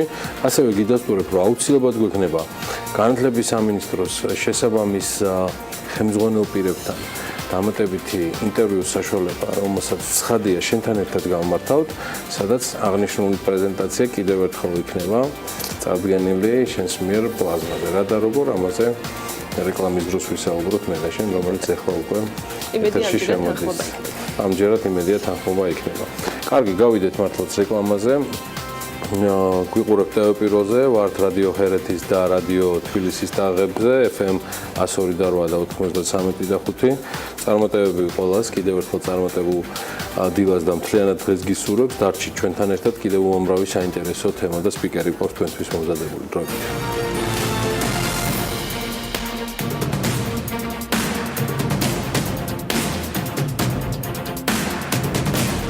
ვაგრძელებთ ბიზნეს ამბებს, რომლის შესავალში შევხვდები ანალაპიაშვილს. საქართველოში ნავთობისა და გაზის რესურსების სარგებლობის გენერალური ლიცენზიის მოსაპოვებლად კომპანიები შეირჩა. ნავთობისა და გაზის სახელმწიფო სააგენტოს ცნობით ლიცენზიის მიღება ორ კონსორციუმს და 3 კომპანიას შეეძლება. ვის სალიცენზიო ბლოკი კონსორციუმი ასეთ შემადგენლობით არის შპს West Gulf პეტროლიუმის საინჟინრო კომპანიამ და შპს ჩინეთის ახალი ვარსკვლავი. VIA სალიცენზიო ბლოკში კონსორციუმი ასეთ შემადგენლობით ჩამოყალიბდა შპს Georgian Coalition Energy Limited და შპს ჩინეთის ახალი ვარსკვლავი აკაცი. VIB სალიცენზიო ბლოკში კონსორციუმი ჩამოყალიბებულია შპს Georgian Coalition Energy Limited და შპს ჩინეთის ახალი ვარსკვლავი კვლავ. BIC სალიცენზიო ბლოკი აქ შპს CBM Georgian გაიმარჯვა. XIF სალიცენზიო ბლოკში გამარჯვებულია Georgian Oil, უკაცრავად Georgia Oil and Gas Limited და ასევე Georgia New Ventures Incorporated. შპს CBM Georgia-ზე, ახლა ამ გამარჯვებულ კომპანიებს ცოტა ჩასულად გეტყვით, რომელიც რაზეც იზრუნვა ჩვენმა საინფორმაციო სააგენტომ. შპს CBM Georgia მაისში რეგისტრირებული კომპანიაა წელს, რომელიც 100%-ის მფლობელი კომპანია GIG-ა, ეს გახავთ GIG ჯგუფი. კომპანიის დირექტორად რეგისტრირებულია ჯამბულატ ჯაყელი. Georgia Oil and Gas Limited არის საქართველოს კონტრაქტორი კომპანია, რომელიც საქართველოში საქმიანობას ახორციელებს კიდევ 2011 წლიდან. რეალურად კომპანია ვირჯინიის კუნძულებზეა რეგისტრირებული და მისი საქართველოს ფილიალის ხელმძღვანელი მიხეილ დალაქიშვილი გახლავთ. კომპანია XIC სალიცენზიო ბლოკის ნორიოს საბადოზე, ანუ საუბარია 26-დან 26, 27, 31, 39, 61, 64, 65 და მე-200 ჭაბურღილებს ფლობს. XIC სალიცენზიო ბლოკის, ანუ ნორიოს საბადოზე Georgia Oil and Gas Limited 2011 წლიდან დღემდე სხვათა შორის $15,807,859 ინვესტიცია აქვს ჩადებული. აი, რაც შეეხება Georgia New Ventures ესეც ოფშორული კომპანია, რომელიც ბაჰამის კუნძულებზე 2013 წელს გახლავთ რეგისტრირებული. კონსორციუმში შესულ კომპანიებზე მინდა გითხრათ კიდევ Georgia Coalition Energy Limited ის 2017 წლის აპრილის ბოლოს არის რეგისტრირებული, რომელსაც ჩინელი მფლობელები ყავს. კომპანიის 51%-ს Chu Yong Hongi ფლობს, 39%-ს Sun Jianxingi, ხოლო 5% მათ გადაუნაწილეს Pudalis და Wang Bins. CNEC-ის მსხვილი ჩინური კომპანია, ქვეყნის საინვესტიციო პროექტები, კომპანიის საპარტნიორო ფონდმა ჩინეთში ვიზიტისას გააცნო სახელმწიფო საინვესტიციო ინსტიტუტების და აქტივების მართვის კუთხით კომპანია ჩინეთის რესპუბლიკაში თვალსაჩინო მეორე ადგილს იკავებს და ახორციელებს ბირთვულ ეროვნულ თავდაცვის ენერგორესურსებში და მრეწველობის საინჟინრო ინფრასტრუქტურულ პროექტებს, როგორც მშობლიურ ჩინეთში, ასევე მის ფარგლებს გარეთაც. პრინციპში რომ იცოდეთ, კომპანიები ვალდებულნი არიან წარმოადგინონ ნავთობისა და გაზის სააგენტოში სახელმწიფო, ანუ საქართველოს კანონმდებლობით გათვალისწინებული დოკუმენტაცია და საბანკო გარანტიები, რომელთაც უზრუნველყოფილი იქნება თითეული კომპანიის მიერ ხელმოწერის ბონუსის გადახდა. დოკუმენტაციისა და საბანკო გარანტიების წარმოდგენის შემდეგ დაიწყება აცხადია მოლაპარაკებები პროდუქციის წილობრივი ხელშეკრულებების გასაფორმებლად. მე მაპატიოს ანა ლაპიაშვილმა თუ შესავალი რომელიც გავაკეთე მასთან ბიზნეს ამბების შესახებაც ცოტა გაგრძელდა და ასევე ცხადია დარწმუნებული ვარ ჩვენი მაყურებელი გაცილებით მეტად ელის შენს ინფორმაციებს და საინფორმაციო კოლაჟს ბიზნესზე და ეკონომიკაზე. მადლობა გიორგი საინტერესო ამბებისათვის და მადლობა ჩვენ სააგენტოს და იმ გუნდს რომელიც ასეთ ინფორმაციებს ოპერატიულად ამზადებს. მათ შორის მეც გამოვიყენებ მათ მიერ მოწოდებულ ინფორმაციებს და მოდით დავიწყოთ საქმის კურსის ახალი ამბებით. ავტოსადგურების მოსაწესრიგებლად ეკონომიკის სამინისტრო წელს გარკვეული ნაბიჯების გადადგმას გეგმავს. სწორედ საქმის კურსს განუცხადა ამის შესახებ ეკონომიკისა და მდგრადი განვითარების მინისტრის მოადგილე. თუმცა არ დაუკონკრეტებია გიორგი ჩერქეზიშვილს რა შინაარსის ვალდებულებებს დააკისრებს მთავრობა ავტოსადგურების ოპერატორ კომპანიებს. როგორც გასული წლის ნოემბერში სახმელეთო ტრანსპორტის სააგენტოს ხელმძღვანელმა ასევე საქმის კურსთან აღნიშნა ტრანსპორტის სფეროს რეგულირების შესახებ კანონპროექტის წარდგენა საკანონმდებლო ორგანოსათვის ახლო მომავალში იყო დაგეგმილი და მისივე ინფორმაციით სწორედ იმ პერიოდში ეკეთებული განცხადების თანახმად ახალი კანონი განსაზღვრავდა როგორც მგზავრთა გადაყვანის უსაფრთხოების სტანდარტებს, ასევე ის გაითვალისწინებდა ავტოსადგურების სერტიფიცირებასაც. ავტოსადგურების და საქალაქთაშორისო გადაზიდვების ნაწილი არის საგზაო უსაფრთხოების სამოქმედო გეგმის ერთ-ერთი შემადგენელი ნაწილი. შესაბამისი სამუშაო ჯგუფები ამ საკითხით მუშაობენ და ჩვენ ვარაუდობთ, რომ ამ საკითხზეც მიმდინარე წლის განმავლობაში იქნება გარკვეული წინსვლა. City Park-ი და მისი მსგავსი კონტრაქტები დღემდე რჩება მოსახლეობის თავის ტკივილად, ეს როგორმე უნდა გადაწყდეს. ამასთან დაკავშირებით უმრავლესობის წევრმა ლევან ყობერიძემ პარლამენტის რიგგარეშე შესხდომაზე City Park-თან გაფორმებულ ხელშეკრულებაზე საუბრისას განაცხადა. ის ამბობს, რომ ამ საკითხის გადაწყვეტის გზა City Park-თან ხელშეკრულების გაუქმებაა. თუმცა ამ ხელშეკრულების გაუქმებასთან დაკავშირებითაც რამდენადაც საზოგადოებისთვის არის ცნობილი, თბილისის მერიას ჰქონდა მცდელობა სხვადასხვა კვლევებით მოეძებნათ გზა როგორმე გაუქმებულიყო, მაგრამ ვერ იპოვეს. თავის მხრივ საპარლამენტო უმრავლესობა პარკირების წესების დარღვევაზე 10 ლარიანი ჯარიმის შენარჩუნებას იმით ხსნის, რომ ჯარიმის გაზრდის შემთხვევაში შემოსავალი ერთ კონკრეტულ კომპანიას City Park-ს გაეზრდება და ის არ იქნება სახელმწიფო ბიუჯეტში გაზრდილი თანხა. პარლამენტის მიერ აპრილის თვეში ამგრძალავე ნიშნების გაჩერება აკრძალულია და დგომა აკრძალულია მოთხოვნის დაუცველობაზე, ასევე დგომა გაჩერების წესების დარღვევაზე 10 ლარიანი ჯარიმის 20 ლარამდე გაზრდა გადაწყდა. გაზრდილი ჯარიმა კი 1 ივლისიდან შედის ძალაში, თუმცა ახლა მართლ უმრავლესობას კანონში კვლავ ცვლილებები შეაქვს და ისევ 10 ლარიან ჯარიმას ინარჩუნებენ. საკითხს პარლამენტი დაჩქარებული წესით იხილავს. საქართველოს ახალგაზრდა იურისტთა ასოციაცია კულტურის სამინისტროს თბილისის საქალაქო სასამართლოში უჩივის და როგორც საიას იურისტი სულხან სალაძე საქმის კურსთან ამბობს, დავის საგანს ჩეკინ ჯორჯიას 2016 წელს ჩატარებული მსხვილი ღონისძიებები წარმოადგენს. კერძოდ ისინი სამინისტროსგან ისეთი ტიპის ინფორმაციას მოითხოვდნენ, როგორიც არის თუ რომელ ქვეყანაში გაიყიდა ბილეთები და რა რაოდენობის, თუმცა მასალების ნაწილი ერთწლიანი ლოდინის შემდეგ არასამთავრობო ორგანიზაციამ მხოლოდ გუშინ მიიღო. წელი ამიდის ეს დავა სასამართლოს საშუალებით უკვე და ამ დრომდე ჩვენ ეს ინფორმაცია არ გქონდა ხელ. დღეს მივიღეთ მხოლოდ ნაწილი ინფორმაციისა დიდი ვთქვათ ბრძოლის შემდეგ მხოლოდ ქვეყნების ჩამონათვალი, თუმცა ეგაც რა თქმა უნდა არ არის ინფორმაცია გაყოფილი კატეგორიის მიხედვით რა ბილეთები გაიყიდა. იმით გათვალისწინებთ, რომ ეს ინფორმაცია ჩვენ დღეს მივიღეთ, ამას რამდენიმე დღეში უკვე დავამუშავებთ და შევისწავლეთ და მომავალ კვირაში გამოვაქვეყნებთ საზოგადოებისთვის, ცნობილი გახდება სამდროში რა და როგორ ხდებოდა გაფასები მიიღეთ კულტურის სამინისტროსგან, რომ მათ არ ჰქონდათ ეს ინფორმაცია, ანუ არგუმენტი რა იყო. ერთი ვიცი რომ საერთოდ ვერ მივიღეთ ჩვენ თავიდან პასუხი. სასამართლოზე რა არგუმენტები? სასამართლოზე ისინი საუბრობდნენ რომ მათ ისინი სასამართლოში სარჩელის წარდგენის შემდეგ მივიღეთ პირველი ნაწილი ინფორმაცია და ეს იყო აბსოლუტურად ამოვარდნილი კონტექსტიდან. საუბარი იყო მთლიანად ტიკეტის საშუალებით გაყიდულ ბილეთებზე მთელი პროცესის განმავლობაში და არა მარტო ჩეკინ ჯორჯიას ღონისძიებებზე. სადაზღვევო კომპანიები კი სავალდებულო დამზღვევ ცენტრს აფუძნებენ, რომლის ძირითადი ამოცანაც უცხო სახელმწიფოში რეგისტრირებული ავტოსატრანსპორტო საშუალების სავალდებულო დაზღვევის ერთიანი ელექტრონული ბაზის შექმნა და ადმინისტრირება. დაზღვევის ზედამხედველობის სამსახურის უფროსი კოტე სულამანიძე განმარტავს, რომ კანონპროექტის მიხედვით ავტომფლობელთა მიერ სამოქალაქო პასუხისმგებლობის სავალდებულო დაზღვევისათვის გადახდილი თანხები სავალდებულო დაზღვევის ცენტრში მოიყრის თავს, რომელიც არაკომერციული იურიდიული და ისო კითხვა რატომ იქმნება ეს ცენტრი და ხომ არ იქნებოდა უკეთესი რომ სადაზღვევო კომპანიებს შორის პოლისების გაყიდვისას კონკურენცია ყოფილიყო. ამასთან კანონპროექტი აღნიშნავს რომ სავალდებულო დაზღვევის ცენტრის ზარალს აუნაზღაურებს იმ დაზარალებულებსაც რომელთაც ზიანი მიადგათ დაუზღვეველი ავტოსატრანსპორტო საშუალების მფლობელებისგან.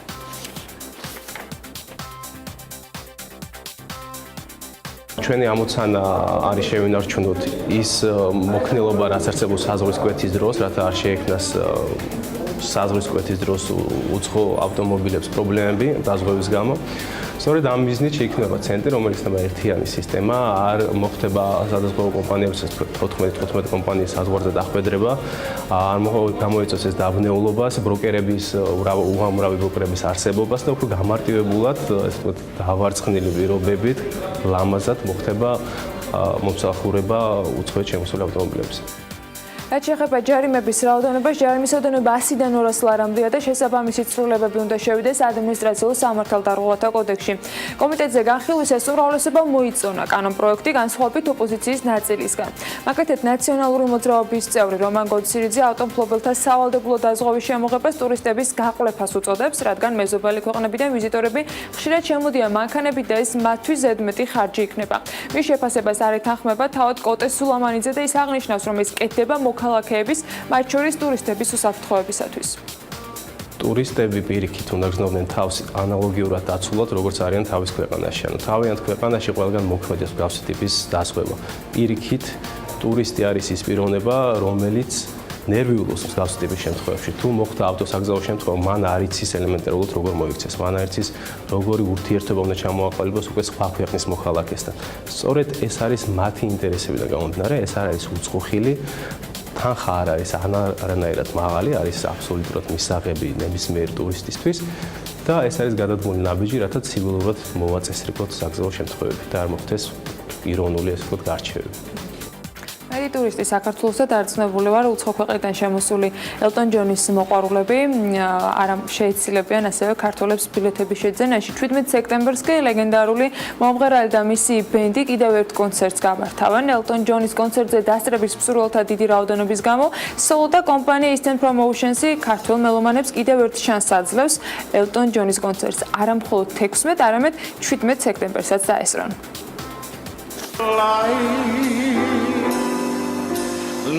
ამ და სხვა ცნობილ ჰიტებს ბრიტანელი მუსიკოსის ელტონ ჯონისა და მისი ბენდის შესრულებით ქართველი მელომანები 16 და 17 სექტემბერს ბლექსი არენაზე მოისმენენ. 17 სექტემბერს დაგეგმილი კონცერტის ბილეთების გაყიდვა 30 ივნისს დილის 9 საათზე დაიწყება და ხელმისაწვდომი იქნება მხოლოდ სოლო მომხმარებლებისთვის. 1 ივლისის 9 საათიდან კი ბილეთების შეძენის შესაძლებლობა ყველა მსურველს ექნება. არის უნიკალური შემთხვევა, რომ ამხელა დონის მსოფლიო ვარსკვლავი ატარებს ორ კონცერტს ზედიზედ. მოთხოვნა აღმოჩნდა იმაზე უფრო დიდი, ვიდრე ჩვენ წარმოვიდგენდით. შესაბამისად 16 სექტემბრის კონცერტი ბილეთები სადღაც 1 საათის განმავლობაში გაიყიდა და ჩვენ და Eastern Promotion-მა, ანუ სოლომ და Eastern Promotion-მა სამდღიანი დაუღალავი შრომის შედეგად მივაღწიეთ იმას, ეს მოლაპარაკები საკმაოდ რთული აღმოჩნდა და მივაღწიეთ იმას, რომ 17 სექტემბერს მეორე კონცერტი ჩატარდება ბლექსი არენაზე. ელტონ ჯონის კონცერტზე დასასწრებად თითოეულ სოლო მომხმარებელს ერთჯერადად 6 ბილეთის შეძენის შესაძლებლობა აქვს. მათთვის ბილეთის ფასი 90 ლარიდან დაიწყება, ხოლო არასოლოს მომხმარებლები ბილეთს 150 ლარიდან შეიძენენ. 16 სექტემბრის ბილეთები სრულად გაყიდული არ არის. ხვალ 29 ივნის დილის 9 საათზე დარჩენილი ბილეთების პროცენტი, ანუ დაახლოებით 10-15%-ია დარჩენილი, დაიწყება გაყიდვა. 30 ივნის დილის 9 საათზე დავიწყებთ სოლო მომხმარებლისთვის გაყიდვას 17 სექტემბრის ელტონ ჯონის კონცერტის ბილეთებს, ხოლო 1 ივლისს დილის 9 საათზე დაიწყება დარჩენილი რაოდენობის ბილეთების გაყიდვა, როგორც სოლო მომხმარებლისთვის, ასევე არასოლოებისთვის. ბრიტანელი მუსიკოსი საქართველოს 2017 წლის ტურნეს ფარგლებში ეწვევა. ის ქართველი მსმენელის წინაშე შეასრულებს როგორც ცნობილ ჰიტებს, ასევე სიმღერებს ბოლო სტუდიური ალბომიდან. სოლოს მომხმარებელს და არა მარტო სოლოს მომხმარებელს, ჩვეულებრივი მუსიკის მოყვარულსაც საშუალება არ მიეცა, რომ შეეძინა ბილეთი. ჩვენ ავტომატურად იმ დღესვე დავიწყეთ ბანკთან ერთად, რა თქმა უნდა, შეთანხმებით მოლაპარაკება მის მენეჯმენტთან, რომ იქნებ ერთი კონცერტის დაგვემატებინა და იქნებ ეს მომხდარიყო მეორე დღესვე.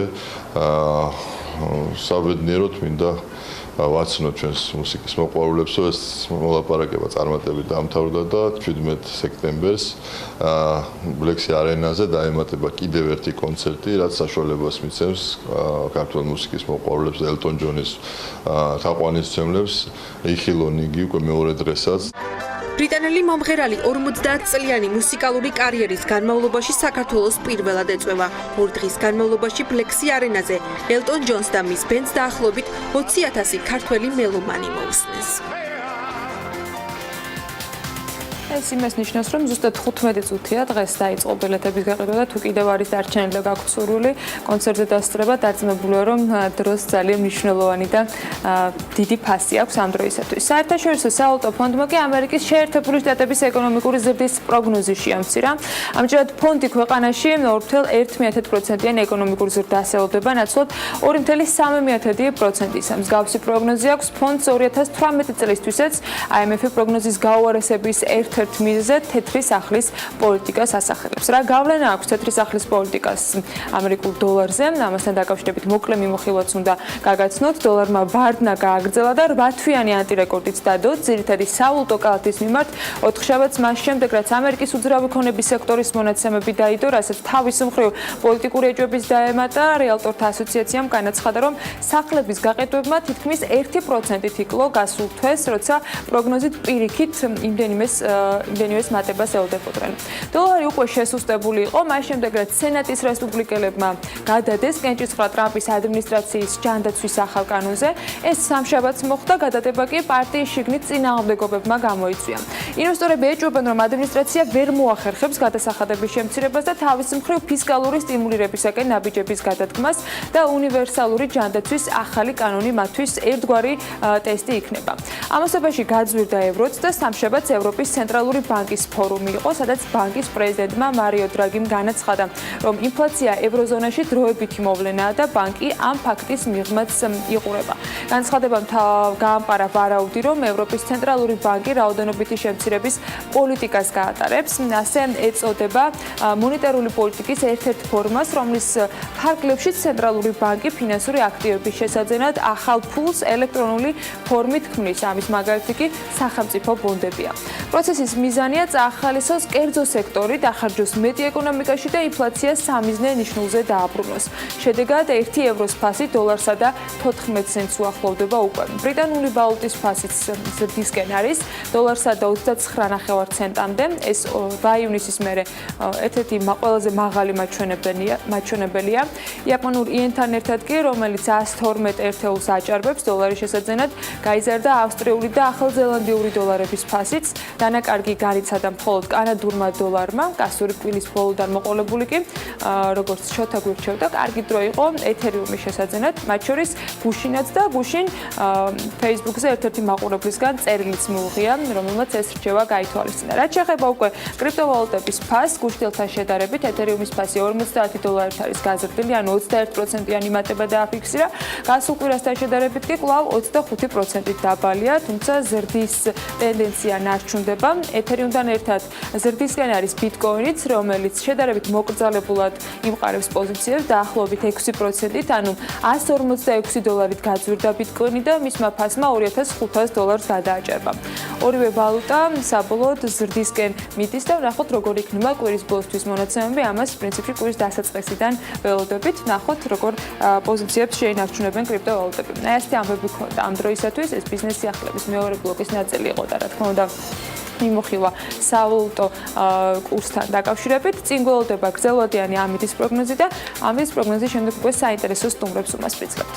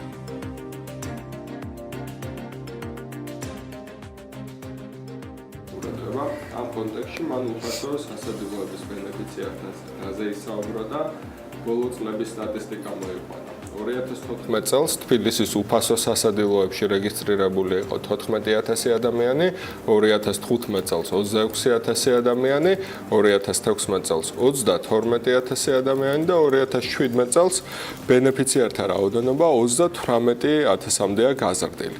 ფაქტმეტრმა ამ განცხადების სიზუსტე გადაამოწმა და ტრადიციულად ზაზა აბაშიძე თავისი საავტორო რუბრიკით შეგვიძლია დავარქვათ ფაქტ-ჩეკთან ერთად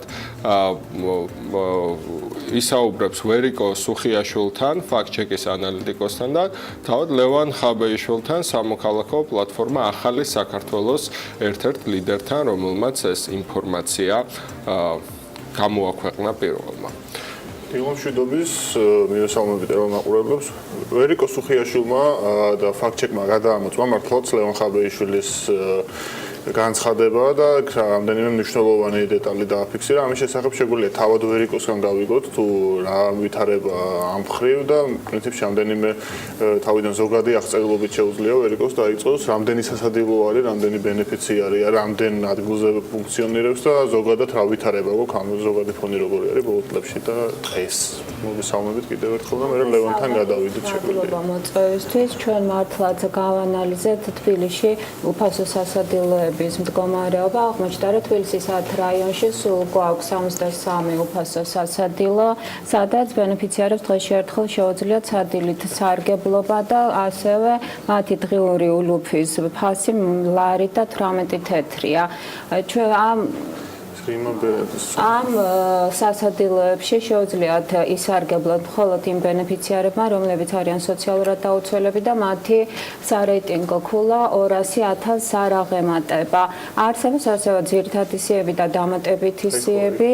დამატებით სიებში რეგისტრაცია ხდება მას შემდეგ, რაც ძირითადი სია შევსებულია და დამატებით სიაში ბენეფიციართა რაოდენობა ძირითადი სიის რაოდენობის 5%-ს არ უნდა აღემატებოდეს.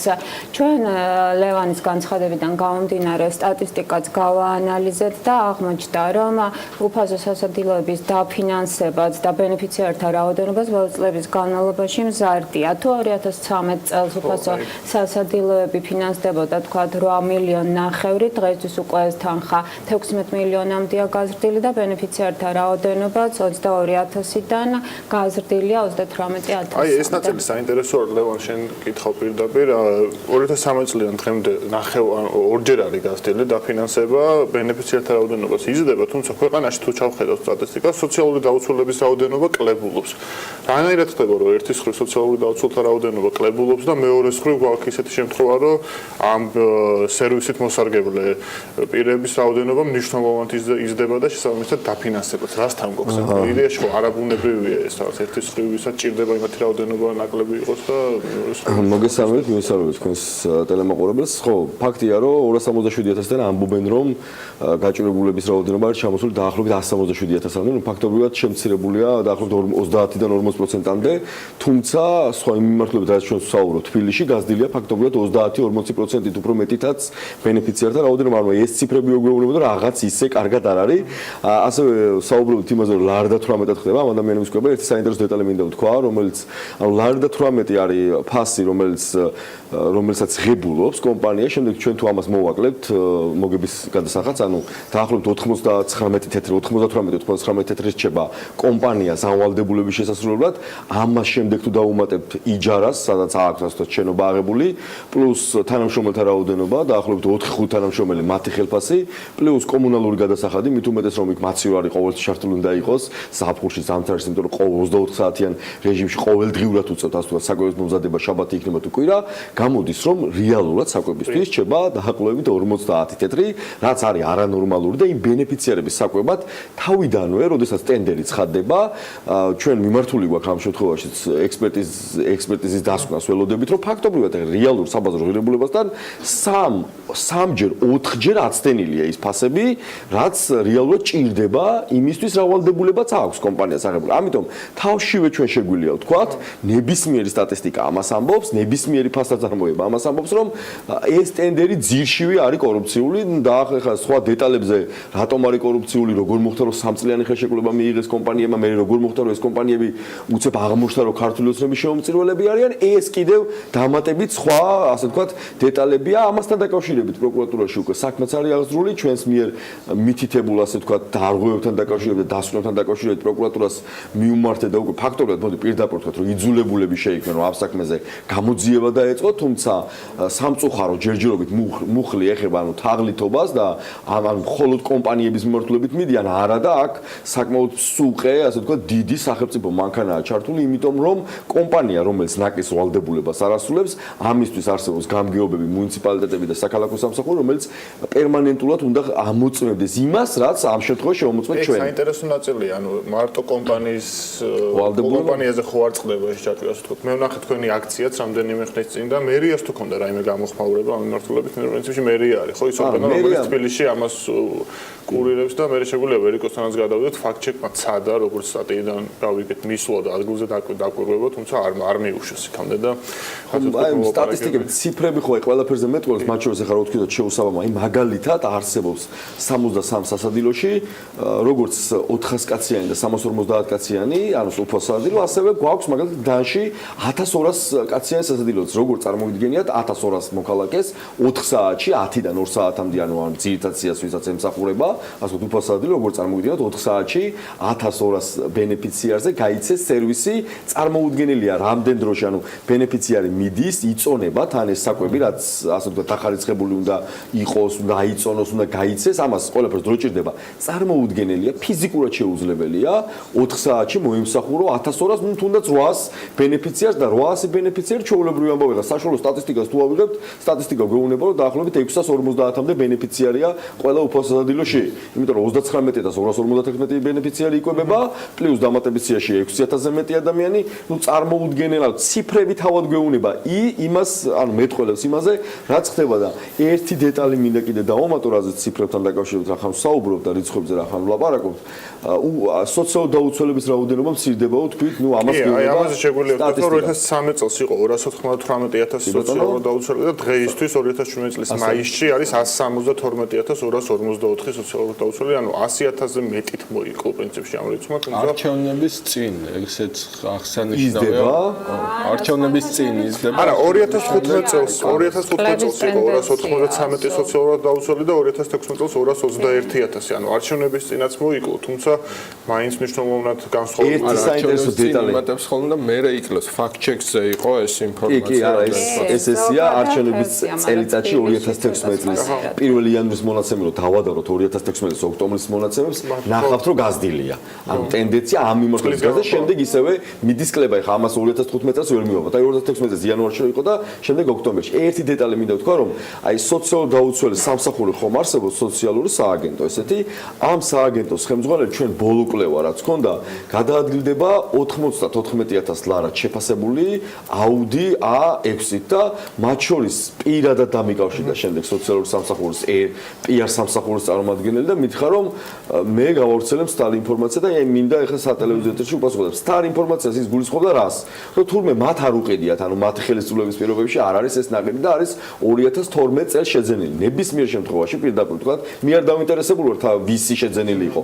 ფაქტია რომ დღეს 94,000 ლარად შეძენილი ავტომობილით გადაადგილდება სოციააგენტოს ხელმძღვანელი, არა და ამ ავტომობილის გასხვისების შემთხვევაში ეს ავტომობილი გაგოსხვისები და ერთ წელს განმავლობაში შესაძლებელი იყო 170 ადამიანისთვის ის ასე ვთქვათ დახმარება მიეცათ, რომელიც არის 48 ლარიანი. ანუ ის რომ 2012 წელს ვიღაცამ არასწორად იყიდა და ნამდვილად ეხა სოციალურ სააგენტოს სამსახურის უფროსისთვის უხერხულია 80 ყველაზე გაჭირებული ადამიანების სამსახურის უფროსი დადის ყველაზე ძვირადღირებული ავტომობილი ცოტა რაღაცა ანომალიასთან გვაქვს საქმე. ნუ ეხა ის რომ არგუმენტი რაღაცა ჩაუდეს და მას შემდეგ აი რა ქნას ახლა ამ დადის ცოტა არ იყოს და არალოგიკური და არასწორი. მანქანის ჩადება აი ამბავია, მაგრამ ვერიკო ის თქვენ ვიცი რომ ვიყავით მისული ადგილზე და ცადეთ გაცნობოდით სიტუაციას, რა დაგხვდათ და ნამდვილად რეალობა და რაიონში ვიყავით, ჩიტაიას ქუჩა ნომერ 14-ში ყოფილი საბჭოს ქუჩა, სადაც მდებარეობს უფასო სასადილო. ჩვენ წინასწარ ქონდა კომუნიკაცია ჯუღურეთის რაიონის სოციალური სამსახურის უფროსთა მედი აზარაშვილთან და ჩვენი ვიზიტი შეთანხმებული იყო,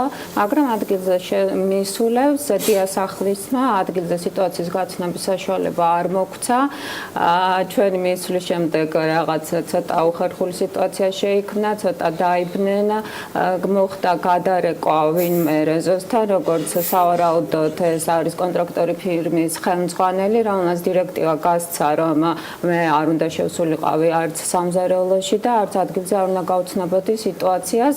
როდესაც მე ვიკითხე, რომ რატომ არ გვაძლევენ, ეს არის საჯარო სივრცე, რომელიც ბიუჯეტიდან ფინანსდება და ასე ვთქვათ, ჩვენ ვართ ამ სასადილოების ერთგვარი დამფინანსებლები, მაგრამ ამაზეც მოგვცა პასუხი, რომ მას არ შეუძლია და არ აძლევენ იმის უფლებას, რომ მე ადგილზე სიტუაციას გავეცნო.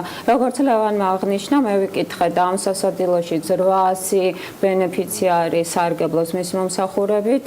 ახლა მე ცოტა ხანი დავყავი იქ სასადილოში და ჩემი ყოფნის დროს მხოლოდ 3 ადამიანი იყო.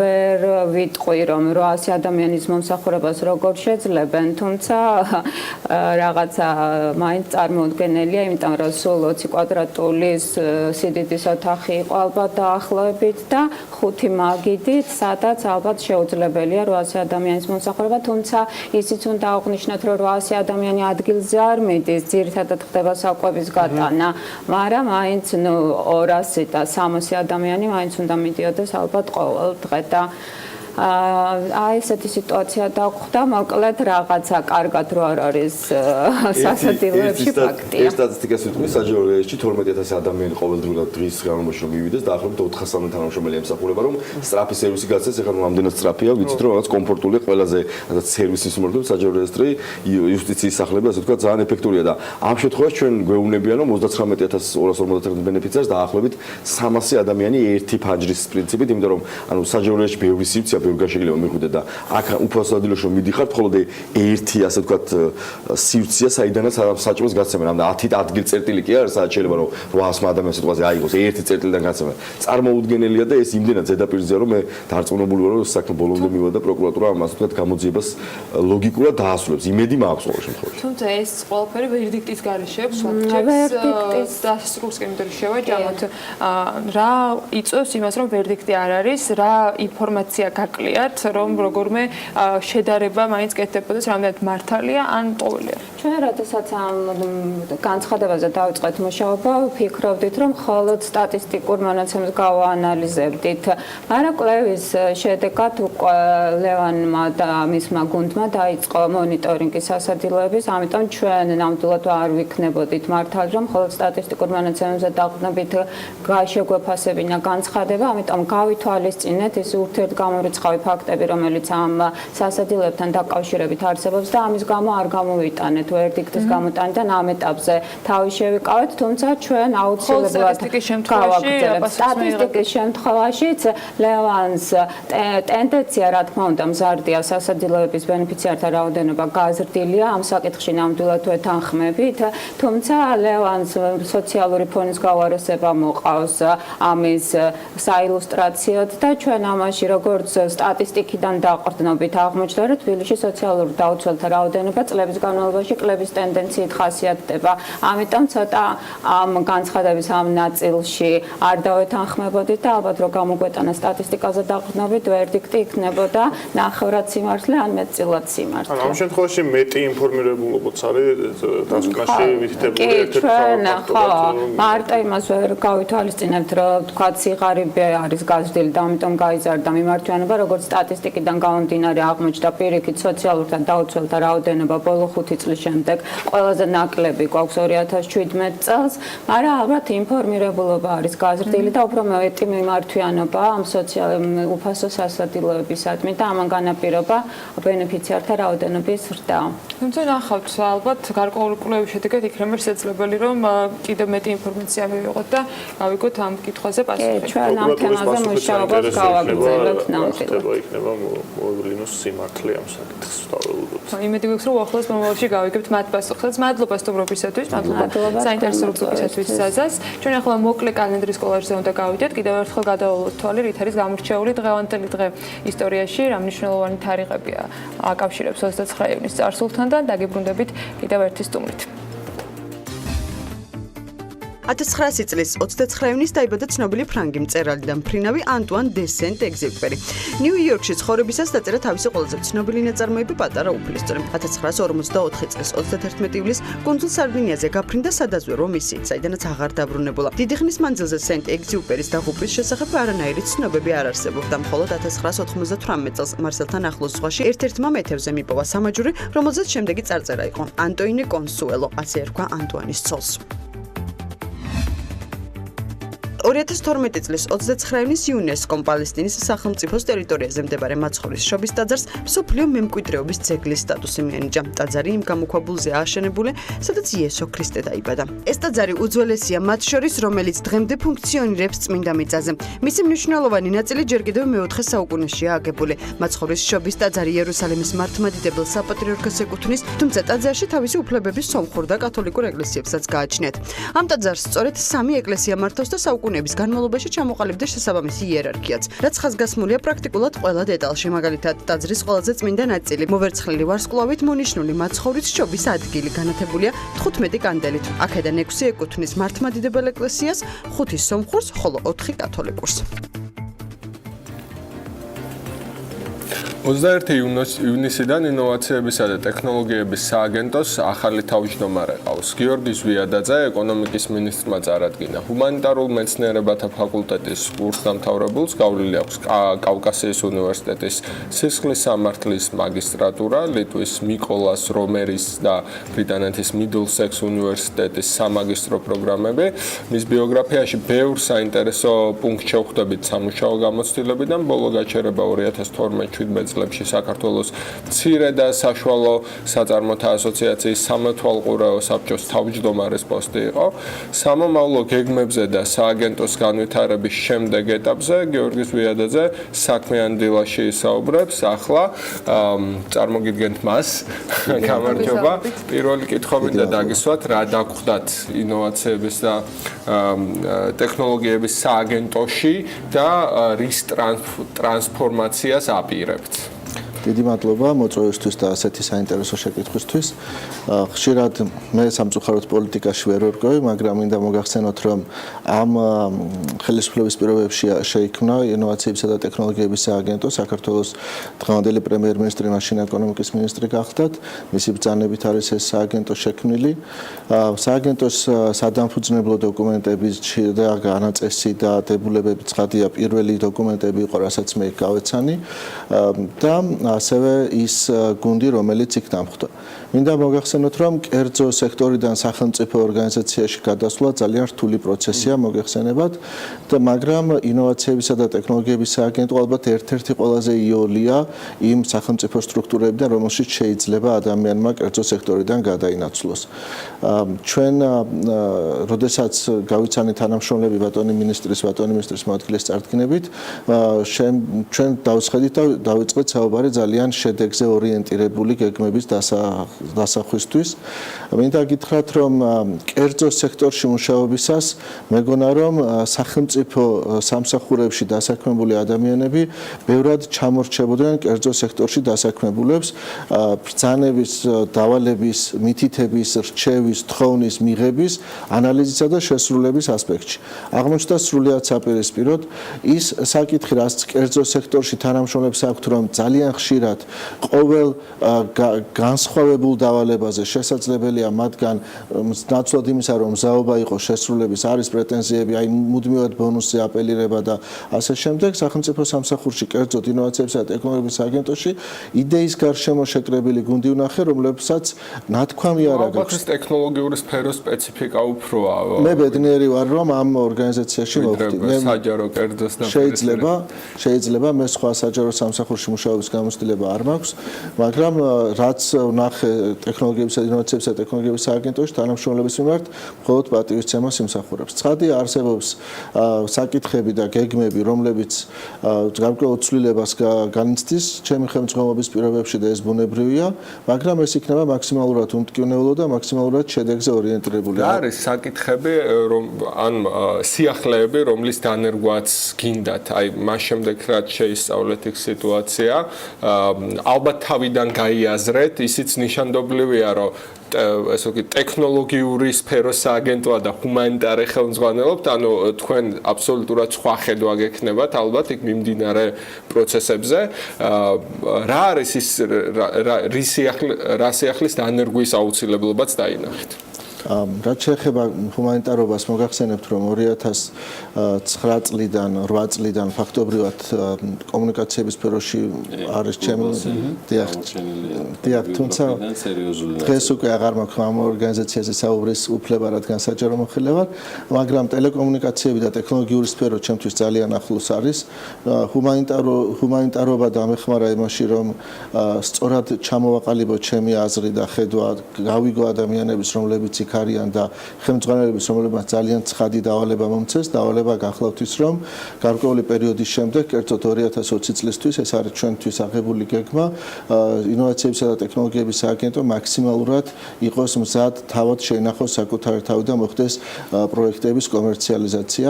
შეიძლება თუ არის გავთვალოთ, რომ ეს არის უკვე ის თემა, რაზეც თქვენ და ფედერალური მთავრობა შეთანხმებული ხართ და ამ გზით ივლით 2020 წლის. თავარი სამიზნე. თავარი დავალება ჩემს მიმართ მინისტრმა გააცხადა ჩემი წარდგენისას არის ჯიტას კომერციალიზაცია. როგორ აგზებით მოხდება ეს პოზიციები? ანუ თქვენ აპირებთ ხარჯების შეკვეთს ორი გზა, ხო? ერთი არის ხარჯების შეკვეცა და ამ ბენჩმარკის ასე მიღწევა და მეორე ესეთი უხეში კომერციალიზაცია, აი კომერციული თვალით შეხედვა ყველა პროექტის, რასაც ტექნოლოგიების სააგენტო აკეთებს. რა გზას აირჩევთ? მოგახსენებთ. პირველ რიგში თქვენს წინა შეკითხვას რომ დაუბრუნდე, იმიტომ რომ შემდეგი შეკითხვა იმის გაგრძელებაა. როდესაც ინოვაციებისა და ტექნოლოგიების სააგენტოში გავეცანი პროექტებს, აღმოვაჩინე რომ რამდენი რამე ყოფილა, რაც უბრალოდ არ ვიცოდი. მე არ ვიცოდი, ალბათ მე ვერ გამონახე სათანადოდ რომ ამ ყველაფრის გასაცნობად. მინდა გითხრათ, რომ ჩემი მიზანია აი 0-დან მილიონამდე ესეთი პროექტის განხორციელება, რაც გულისხმობს თუ კი ადამიანს აქვს მხოლოდ იდეა, კარგი იდეა და მას სჭირდება დახმარება, რომ ეს იდეა აქციოს პროტოტიპად, ანუ ბიზნეს გეგმა შექმნას, კვლევა ჩაატაროს, პროტოტიპის შექმნას. ამისათვის გვაქვს 5000 ლარიანი მცირე საგრანტო პროგრამა. ანუ ნებისმიერ ადამიანს, რომელსაც რა თქმა უნდა ინოვაციასთან დაკავშირებული, ტექნოლოგიასთან დაკავშირებული, მჭიდროდ დაკავშირებული და არა რაღაცა ხელოვნურად დაკავშირებული იდეა აქვს, მას ჩვენ ვეხმარებით, შევქმნით გუნდი, რომელიც ყოველ 4 შაბათს ხვდება ამგვარი განაცხადის წარმომდგენ პოტენციურ ბენეფიციარებს, უშუალოდ ხვდები მეც მათ, იმიტომ რომ მინდა პირადად გავიგო, მოკლე 5 წუთიანი, 10 წუთიანი შეხვედრა. თქვენთან პიჩავენ იდეებს? პირდაპირ. დიახ, და იმ ადამიანებთან, ჩვენი გუნდის იმ წევრებთან, ვისაც სამი რამ ესმის ძალიან კარგად. პირველი, რომ ინოვაციები არის ის ხერხემალი, რაზეც უნდა დადგეს ქვეყნის განვითარება, სხვა შემთხვევაში იმგვარად ლიმიტირებულ ქვეყანას ტერიტორიებით, ფინანსებით და ბევრი სხვა რამით ოკუპაციის პირობებში ძალიან რთულია განვითარებაზე სხვა ხერხემალს დაეყრდნო ადამიანი თუ არა ინოვაციებსა და ტექნოლოგიებს თანამედროვე მსოფლიოში. მეორე გახლავთ ის, რომ კონფიდენციალობა, რასაც იდეების ავტორები პირველ რიგში აღნიშნავენ და ბრძანებენ, რომ მხოლოდ იმ ადამიანებს გაუზიარებენ იდეებს, ვისაც აქვს გააზრებული პასუხისმგებლობა კონფიდენციალობის დარღვევის და ამ იდეის გავრცელების. ამიტომ ჩვენგან იდეების გავრცელება ცხადია არ მოხდება და ამას განსაკუთრებით ყურადღებას ვაქცევთ და მესამე ყოველი იდეა უნდა იყოს თავსებადი ერთიან ხედვასთან. ადამიანს შესაძლებელია კარგი იდეა ჰქონდეს მისი გადმოსახედიდან ლოკალურად საკუთარ ოჯახში და ჩვენ ამას ყოველთვის მივესალმებით, მაგრამ დაფინანსებისას ჩვენ უნდა გავითვალისწინოთ საჯარო ინტერესი, ვინაიდან ეს გახლავთ საჯარო ბიუჯეტი, საჯარო თანხა და შესაბამისად მისი გაცემა მოხდება მხოლოდ საჯარო ინტერესის გათვალისწინებით. კითხვის მეორე ნაწილზე რო გადავიდეთ, ჩოთამრას დასვა, იმიტომ რომ დროში ვართ შეზღუდულები, წყარო რა იქნება? ანუ ერთის რომ კარგია თქვენ ბიზნეს გადაცემაში იმყოფებით, სადაც მრავალჯერ ყოფილხართ როგორც აქტიური ბიზნესმენი. თუმცა მეორეს მხრივ ჩვენ მოხარულები ვართ, ცხადია რომ ბიუჯეტი იზოგება და დაიზოგება იმედია 2020 წლისთვის, მაგრამ რაღა ტექნოლოგიების და ინოვაციების ხარჯზე, ხო, ესეც შეიძლება ითქვას. ყოველ შემთხვევაში რა იქნება წყარო ამ ყველაფრისა? ანუ მეორე შეკითხვა მდგომარეობდა შემდეგში, რომ როგორ უნდა მოხდეს კომერციალიზაცია ხარჯების შემცირებით თუ ხეს ჩარევით. მოგახსენებთ, რომ ჩვენ ვფიქრობთ, ხარჯების შემცირება სჭირდება ხარჯების შემცირება უკიდურესი აუცილებლობა არის და დარწმუნებული ვარ, რომ ეს არ მოგვიწევს, იმიტომ რომ არ ვფიქრობ უკონტროლო ხარჯო გქონდეს ან არამიზნობრივი ინოვაციებისა და ტექნოლოგიების სააგენტოში. ამ საკითხს განსაკუთრებულად დეტალურად შევისწავლი უახლოესი 2 თვის მანძილზე. პირადად ეს არის პირველი რიგის ინტერესი, რომ ყველა ხარჯი იყოს ისეთი, რაზეც მე პასუხს ვაგებ. მაგალითად, პირველ დოკუმენტს რის შესყიდვასაც ხელი მოვაწერე იყო, თქვათ, კარტრიჯების შეძენის დოკუმენტი. პირადად ვნახე, შევამოწმე როგორც Amazon-ზე, ისე eBay-ზე, ისე ჩინურ საიტებზე რა ჯდებოდა ეს კონკრეტული კარტრიჯი და პირადად დავწმუნდი, რომ შემოთავაზებული ფასდაკვოტირების გათვალისწინებით იყო საუკეთესო შესაძლებლობათა შორის. ამიტომ ყველა ხარჯზე, რომელსაც მე ხელს მოვაწერ, შემეძლება ნებისმიერ დროს პასუხი გავცე. დავაკონკრეტებ შემოსავალი საიდან უნდა მივიღოთ. ჩვენ გვაქვს სამი მიმართულება, საიდან შემოსავლის მიღება შეიძლება. პირველი გახლავთ ის, რომ ვამუშავებთ კონცეფციას ბიზნეს ჰაუსების, ანუ ბიზნესთან დაკავშირებული მომსახურებები, რომ იყოს მიწოდებული ერთ ფანჯრის პრინციპით და ეს განხორციელდეს ჯიტას ხოლგის ქვეშ ეს იქნება ძირითადი წყარო, მუდმივი წყარო შემოსავლისა. მეორე საკითხი გახლავთ ჩვენს ორგანიზაციაში არსებული და დაკავშირებული პირები ჩვენ ორგანიზაციასთან, რომლებსაც შეუძლიათ გარკვეული პროდუქტების და სერვისების შექმნა კომერციული თუ საჯარო ორგანიზაციებისათვის და ამასაც თავისი ფასი ექნება. უშუალო სტაფზე საუბრობ. სტაფი და ასევე ჩვენს მიერ დატრენინგებული თანამშრომლები და დატრენინგებული პიროვნებები, სტარტაპერები, რომლებსაც შევაქმნევინებთ იმ ტიპის პროდუქტებს ჩვენი დახმარებით ფინანსური დაკვეთით. დაკვეთით ჩვენ გვაქვს ორი მხარე ამ შემთხვევაში. ერთი ადამიანი მოდის და ამბობს, რომ მე მინდა აი ამ იდეის განხორციელება და ჩვენ ვაანალიზებთ ეს იდეა იქნება თუ არა გაყიდვადი საჯარო და კერძო სექტორში და ამას განსაკუთრებით ხელს შეუწყობ და მეორე მაგალითად ერთ-ერთმა კომუნალურმა ორგანიზაციამ, ანუ ვინც კომუნალურ მომსახურებას ეწევა, ჩვენთან რამოდენიმე დღის წინათ ჩაატარა ჰაკათონი თავის კონკრეტული ინტერესების გათვალისწინებით. მას ჰქონდა კონკრეტული პრობლემა და სტუდენტებმა წარმოადგინეს პროექტები, რომლებიც ტექნოპარკის ინოვაციებისა და ტექნოლოგიების ცენტრის ფაბლაბში იყო პროტოტიპირებული და მათ კონკრეტული შედეგი დაუდეს. აი ის დიდი პრობლემა, რომელსაც შეიძლება მილიონები დააკარგინოს კონკრეტულ იურიდიულ პირს, ორგანიზაციას, გადაწყვიტეს ინოვაციური გზით რამოდენიმე ალტერნატივა შესთავაზეს. ანუ ეს არის მეორე, რომ შედეგზე, პრობლემაზე ორიენტირებული ჰაკათონების და იდეების წარმოდგენა და პროექტების წარმოდგენა განახორციელოთ და მესამე გახლავთ ის, რომ როდესაც კონკრეტული მზა სერვისები, რასაც ინოვაციებისა და ტექნოლოგიების სააგენტო დღესდღეობით ეკონომიკის მინისტრის დადგენილებით უწევს რეალიზაციას. ეს არის მაგალითად შეხვედრების ოთახის გაქირავება, ფაბლაბზე არსებობს დადგენილი ტარიფები და შეუძლია ადამიანს ონლაინშიც გააკეთოს დაჯავშება. ამიტომ შემოსავლის წყარო ვფიქრობ ცხადი იქნება. ეს ბიზნეს ჰაუსი მინდა უფრო ღრმად განმარტოთ, იმიტომ რომ მაყურებლისთვის გასაგები გახდეს, მეც ბუნდოვანი წარმოდგენა შევექმნა. და აგრეთვე ძალიან მნიშვნელოვანია, როცა ტექნოპარკის მიმართ ისმის ხოლმე პრეტენზიები, ძირითადად იმას ამბობენ, რომ აი სად არის დააფინანსეთ ბევრი სტარტაპი და სად არის მათ ეგრეთ წოდებული returns, ანუ რომელი გახდა წარმატება, რომელმა მიაღწია რამეს, რომელმა გააკეთა მონეტარიზაცია და რომელმა დაუბრუნა სახელმწიფოს ფული, რომელიც სახელმწიფო მას სესხად მისცა პრინციპში. და მეორე არის, რომ თქვენ რაც თქვით ამ საჯარო სექტორზე, ანუ ესე იგი სტარტაპებს აფინანსებენ როგორც ესე ვენჩურული კაპიტალის ფირმები, ანუ ეს მაღალ რისკიანი ფონდები, ანუ რომელიც ამ თქვათ ძალიან სკრუპულოზურად მუშაობენ, რომ არჩიონ თქვათ პოტენციალის მქონე სტარტაპები და მიუხედავად ამისა, 80%-მდე სტარტაპი უბრალოდ არაფერს ვერ შვება და 20%-ის ხარჯზე არსებობენ ეს ვენჩურული კაპიტალის ფონდები. ეს პროპორცია ჩვენ შემთხვევაში როგორ არის, ხო გავიდა საკმარისი დრო და შეგვიძლია უკვე დავაკვირდეთ შედეგებს. რამდენმა სტარტაპმა გააკეთა მონეტარიზება და გაამართლა ის იმედები, რომელიც მათზე დაამყარეთ. ძალიან ლოგიკური კითხვა. ჩვენ მომდევნო თვეში ჩანიშნული გვაქვს კონკრეტულ სტარტაპებთან, ჩვენს მიერ დაფინანსებულ ბენეფიციარებთან, სტარტაპერებთან შეხვედრა და დეტალურ რეპორტს შემდეგ წარმოგიდგენთ. ახლა მოგახსენებთ, რომ დღესდღეობით მე ვიცი მხოლოდ 2 სტარტაპერი, რომელმაც წილის სრულად გამოსყიდვის ინიციატივით მოგწერა და ჩვენ უნდა მივიღოთ გადაწყვეტილება უახლოეს დღეებში ამ წილის გამოსყიდვაზე.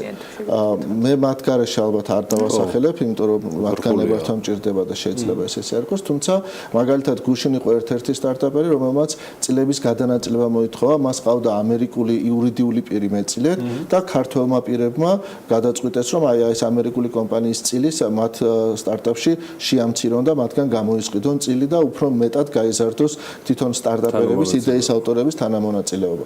ასე რომ ცხადია, აბსოლუტურად სწორი შეკითხვა არის და მე ვფიქრობ, რომ თვეში ერთხელ ჯიტას ექნება კონკრეტული რეპორტინგი, აი ამ ჩაშლილი ძალიან საქმიანი და ძალიან კონკრეტული რეპორტინგი იმისა, თუ როგორ ხორციელდება ჯიტას საქმიანობა, როგორ ხორციელდება დაფინანსებული სტარტაპერების საქმიანობა, მათ დაიწყეს თუ არა კომერციალიზაცია, შექმნეს თუ არა უკვე პროდუქტი, გავიდნენ თუ მთავარ გაყიდვებზე და როდის ხდება დაბრუნება ინვესტიციისა, რაც ამ მიმართულებით შევიდა და ბოლოს 20%-იან რეიტზე რომ ისაუბრეთ, მე ძალიან ბედნიერი ვიქნე, მე ძალიან კარგად მესმის, რომ როგორც წესი სტარტაპერების დაფინანსების საშუალო რეიტი 10%-ს არ აღემატება განვითარებულ სამყაროში, მაგრამ ძალიან ბედნიერი ვიქნები, რომ ჩვენ მინიმუმ 1/3 მაინც გქონდეს წარმატებული სტარტაპერები იმათგან, რომლებიც დავაფინანსეთ. და ბოლო კითხვას დაგისვათ ჩვენგან 2020 წელი აიღეთ თქვენ საკოორდინაციოდ უკვე იმ შემთხვევაში რაც სახელმწიფოსგან სრულად იქნება დაფინანსების ნაწილი შახსნილი. სწორედ ამ თანამონაწილეობის შემთხვევაში თუ კი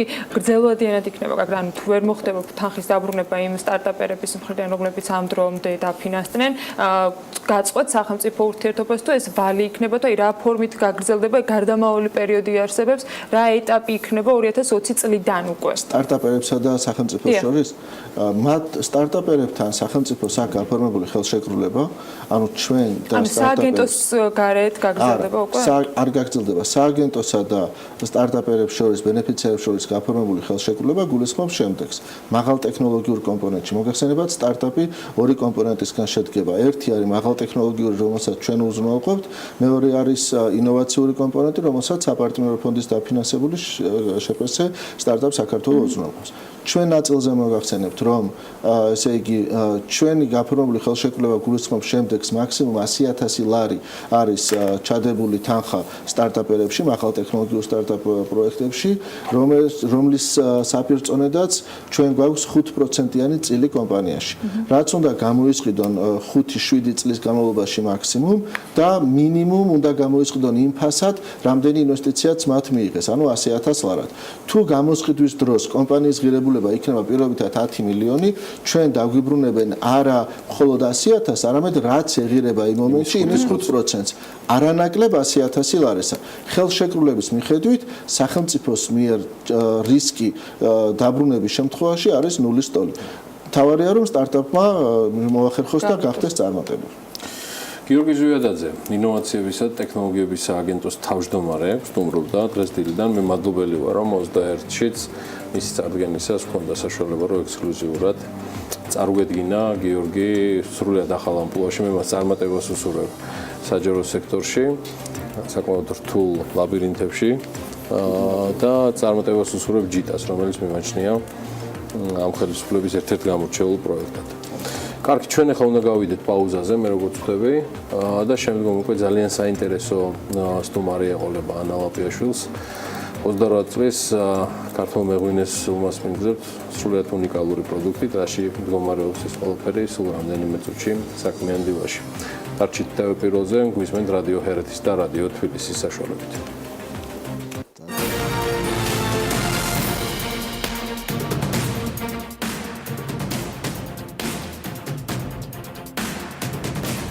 გადაცემის ამ ნაწილში 28 წლის ქართულ მეღვინეს მასპინძლობთ, რომელმაც საკუთარ ვენახში მოყვანილი ღვინო ბრენდად აქცია. მცირე მეწარმეს ვენახი ოკუპაციის ხაზთან შიდა ქართლში გორის რაიონის სოფელ არბოში აქვს გაშენებული. ამბობს, რომ ცხელწერტილთან სიახლოვის გამო სოფლის მეურნეობისადმი ინტერესმა კიდევ უფრო იკლო, რასაც ვენახებიც შეეწირა სოფელში. ვაზი თითქმის ყველა მათ შეხა და ამ სოფლის მიმართ ინტერესი დაიკარგა. საოჯახო ბიზნესის და დარგში არსებული პრობლემების შესახებ არბოს მარნის თანადამფუძნებელს ჭიომაის პროცესს მასპინძლობთ, მოგესალმები, მადლობა იმის რომ ხარ დილიდან ჩვენთან ერთად.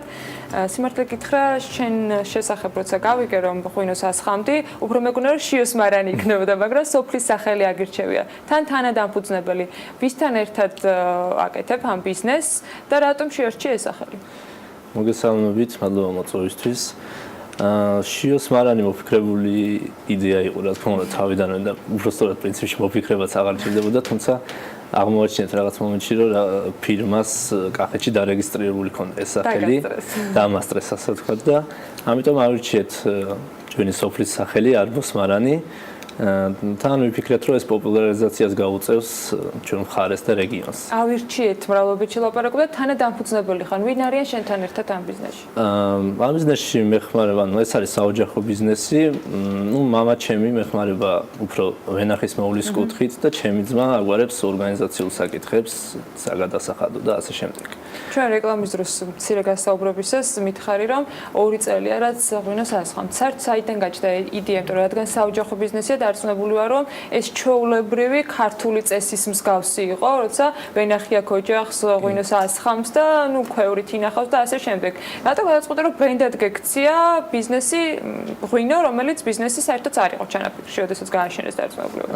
ჩემი დიდი პაპიდან მოყოლებული, ესე ვთქვათ, ჩემი ოჯახი აყენებდა ღვინოს და ითვლებოდა, რომ საკმაოდ კარგ ღვინოსაც აყენებდა. თუმცა რაღაც მომენტში დადგა ის დრო, როცა ეს ღვინო უნდა გაგვეყიდა და აღმოჩნდა, რომ ურძენი, რომელიც ღირდა ლარნახევარი და რომელიც 1 ლიტრისთვის საჭირო იყო 2 კილოგრამი, ანუ 3 ლარის ურძენი, ამ 3 ლარიდან დამზადებული 1 ლიტრი ღვინო იყიდებოდა სადღაც 2 ლარად.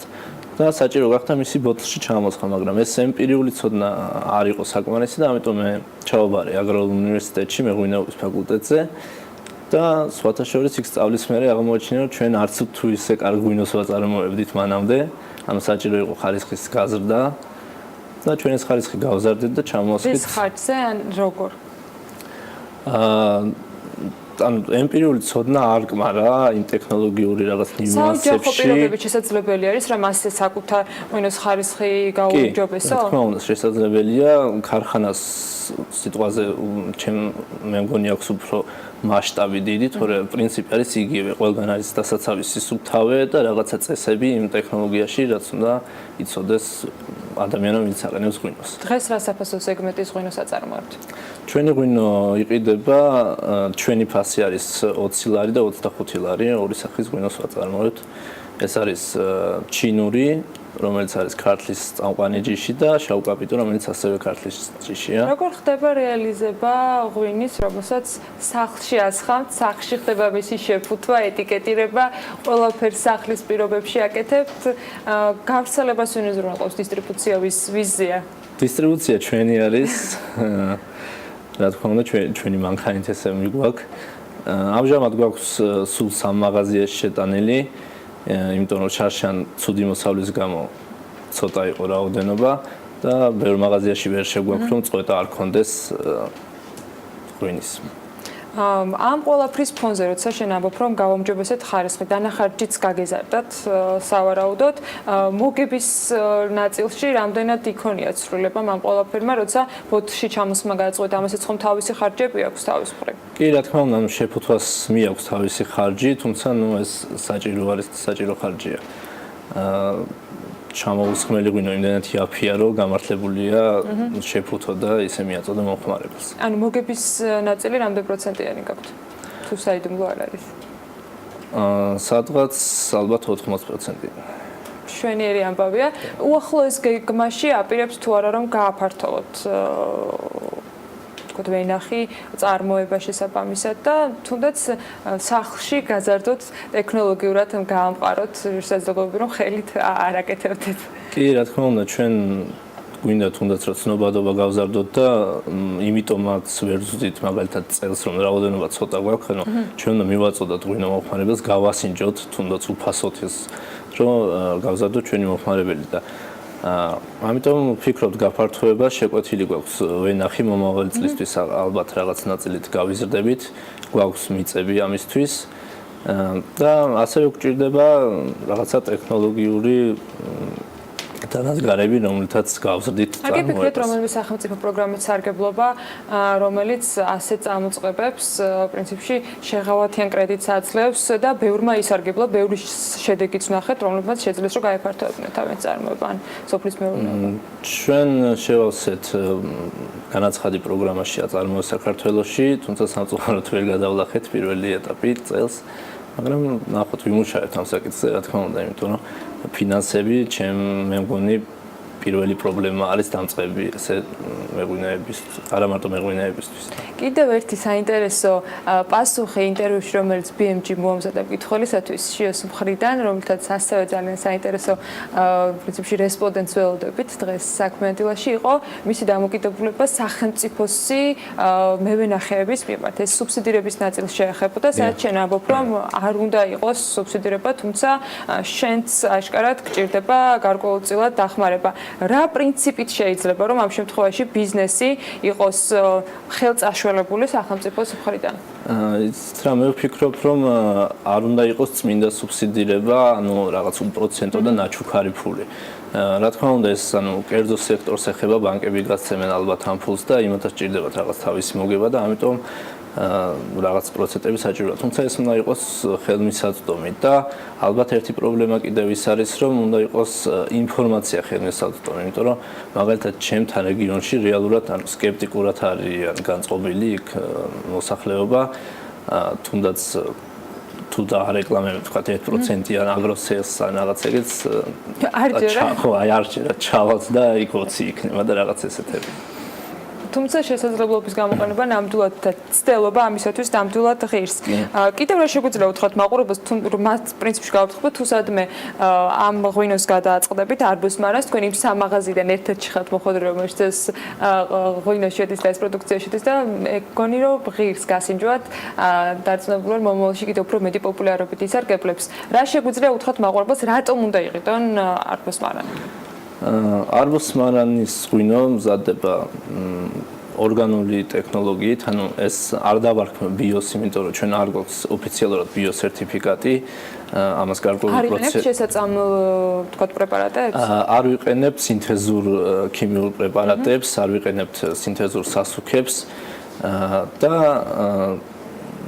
მაგრამ ეს სერტიფიკატი ჯერ არ გვაქვს ბიო, იმიტომ რომ რაღაც 4 წელი ჭირდება თუ არ ვწდები რომ ვენახი გადავიდეს და შემდეგ რაღაც პროცედურებია გასავლელი. ამიტომ დავარქმევდი ასე ნატურალურ ღვინოს, ბევრი აწარმოებს საქართველოში დღეს ეგრეთ წოდებულ ნატურალურ ღვინოს და ჩვენც რაღაც ამ სეგმენტში ჩავჯექით. თუმცა გაქვთ ორიენტი როგორც მიხვდით ბიოწარმოებაზე? კი, რა თქმა უნდა, ჩვენ ვფიქრობთ, რომ რამდენიმე წელიწადში ავიღოთ ეს სერტიფიკატი და ეს ალბათ ჩვენ ფასსაც გაზრდის და ამ სერტიფიკატით ჩვენ ადვილად გავალთ ექსპორტზე. გისურვებთ რომ ექსპორტზე მალე გახვიდეთ, გქონდეთ უწყვეტი წარმოება და რა თქმა უნდა იმ მოცულობის, რომელიც ექსპორტზე უწყვეტობას უზრუნველყოფს, მიიღოთ მალე ბიო სერტიფიკატი და აუცილებლად ამ ყველაფრის საქმის კურსში ვიქნებით ჩვენ. კიდევ ველოდებით სიახლეებს, სანამ ბიო სერტიფიკატს მიიღებთ, გაზრდას თქვენი ბიზნესის და წარმატებას გისურვებთ. მადლობა სტუმრობისათვის. შიო მაისურაძეს არბუსმარანის თანადამფუძნებელს მასპინძლობდით საქმიან დილაში. ჩვენ მცირე მოკლე სარეკლამო პაუზა გვაქვს და შემდეგ უკვე ლიკა ქარდავა თავისი სტუმრით გიმასპინძლებს საქმიან დილაში.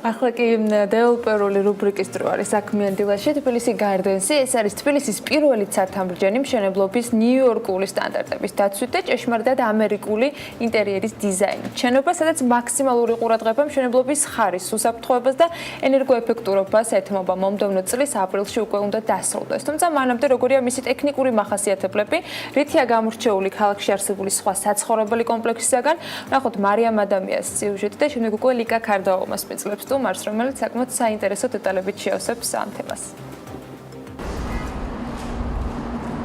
მშენებლობის ახალი სტანდარტები, მაქსიმალურად დაცული უსაფრთხოების ნორმები და სახლის სადაც ყველაფერი კარგად არის. ეს ახალი საცხოვრებელი კომპლექსის თბილისი გარდენსის უპირატესობებია, რომელიც მთავარ მიზნად მხოლოდ და მხოლოდ მომხმარებელთა კმაყოფილებას ისახავს. ჩვენ ახლა ვიმყოფებით ახალი საცხოვრებელი კომპლექსის თბილისი გარდენსის 28 სართულის ტერასაზე, საიდანაც როგორც ხედავთ, ხელის გულივით არის გაშლილი თბილისის ხედები. მინდა აღვნიშნო, რომ ჩვენ მშენებლობისთვის მხოლოდ სერტიფიცირებულ მასალებს ვიყენებთ და რადგან ტერასაზე ვიმყოფებით, აქვე გეტყვით, რომ ყველა ბინის გარე კედელი კონდენსატის წარმოქმნის თავიდან ასაცილებლად ენერგოეფექტური მასალით არის გამაგრებული. ხმის სრული იზოლაცია სართულებსა და ოთახებს შორის კი სპეციალური შრეებით არის უზრუნველყოფილი. შენობა აღჭურვილია 4 სწრაფმავალი Mitsubishi-ის ბრენდის ლიფტით, რომლის მთავარი უპირატესობაც სისწრაფეა. ასევე დამატებით უპირატესობად შეიძლება ჩაითვალოს გარე კარფანჯრები, რომლებიც მეტი სიმყარისა და ჰაერის მაქსიმალური იზოლაციისათვის ალუმინისგან არის დამზადებული. უშუალოდ ფანჯრები კი ენერგოეფექტური მასალისაგან დამზადდა, რაც საშუალებას იძლევა მეტი სინათლით აივსოს ბინა ყოველგვარი ენერგიის დაკარგვის გარეშე. გარდა ამისა, ყველა სართულზე ბოილერები და ჰაერის კონდიცირების სისტემა სპეციალურ ადგილას არის განთავსებული იმისათვის, რომ აივნები და ფასადები არ გადაიტვირთოს. ხოლო შენობის მთელი ფასადი და სახურავი დაფარულია თბო-საიზოლაციო მასალებით, რაც ამცირებს შენობის თბოდანაკარგს. რაც შეეხება უსაფრთხოებას, ყველა საჭირო სივრცეს სპინკლერების სახანძრო სისტემა ფარავს. ტერიტორია აღჭურვილია თანამედროვე სავენტილაციო სისტემებით და ასევე საჭირო ჰაერგამწვევი სისტემებით. ახლა კი გადავინაცვლოთ უკვე უშუალოდ ბინაში. ყველა ბინის კარი აღჭურვილია სამაგით ჩაკეტვის სისტემით და ცეცხლგამძლე მასალისგან არის დამზადებული, რაც ძალიან მნიშვნელოვანია მაცხოვრებელთა უსაფრთხოების თვალსაზრისით.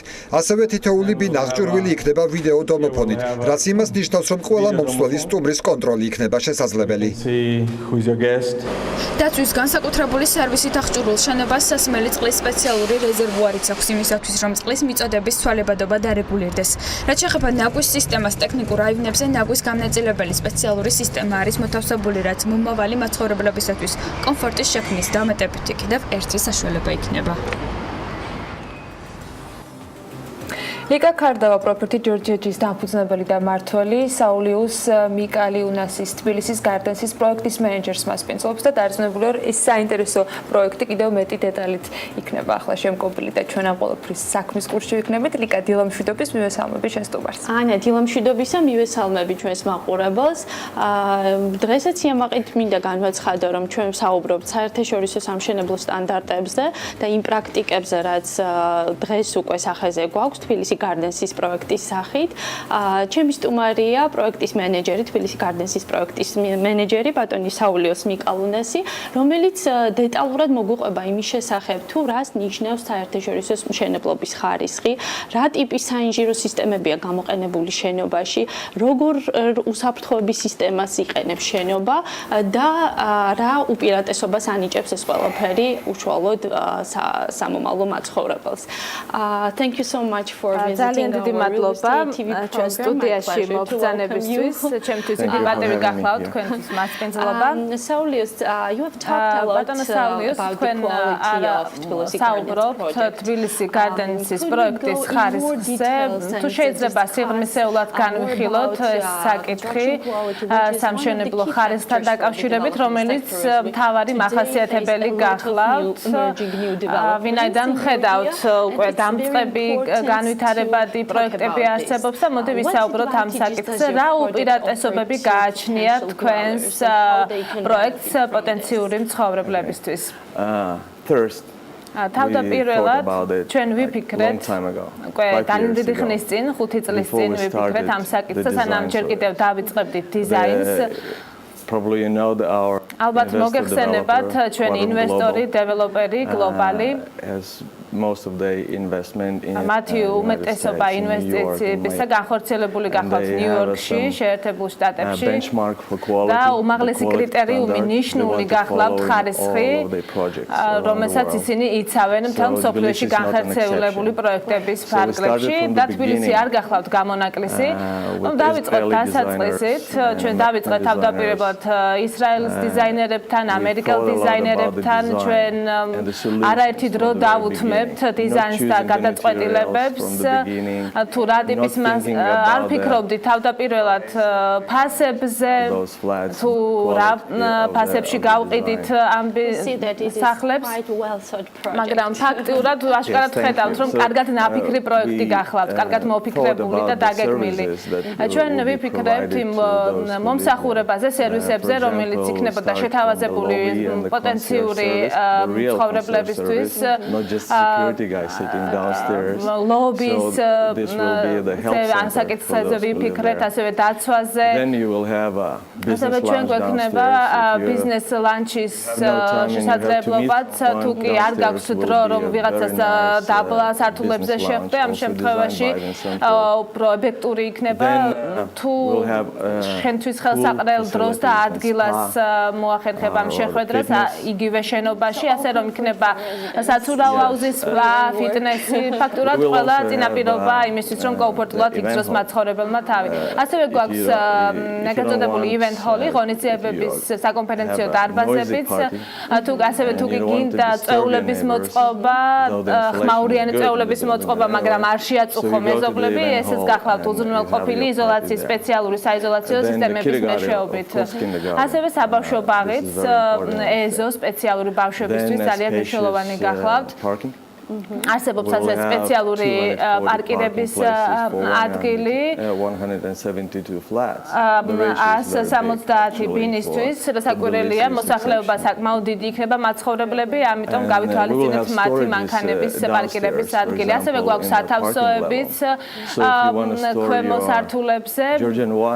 ასე რომ თუ გიგსურთ, რომ შეინახოთ ქართული ღვინო და შემდეგ მოგვიანებით დააგემოვნებინოთ შენ სტუმრებს, რასაკვირველია ამის შესაძლებლობაც გახლავთ. რასაკვირველია, ესეც გვარი კომფორტია მაცხოვრებლისთვის.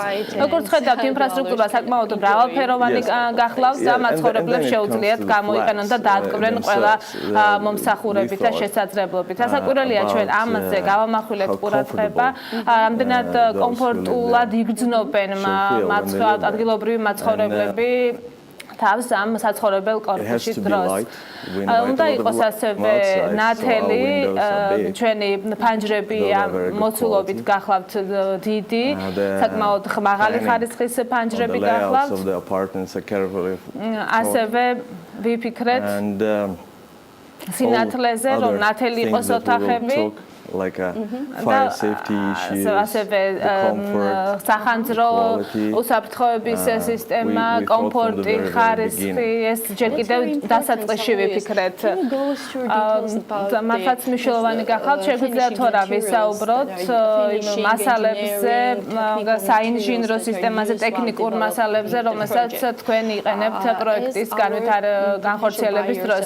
ჩვენ პოტენციური მყიდველი უფრო და უფრო განათლებას იღებს, მათ უნდა იცოდნენ ხარისხის შესახებ უფრო მეტი ინფორმაცია, სამდენად აკმაყოფილებს სამშენებლო მასალების საერთაშორისო სტანდარტებს, სამდენად იქნება უსაფრთხოება დაცული და ასე შემდეგ.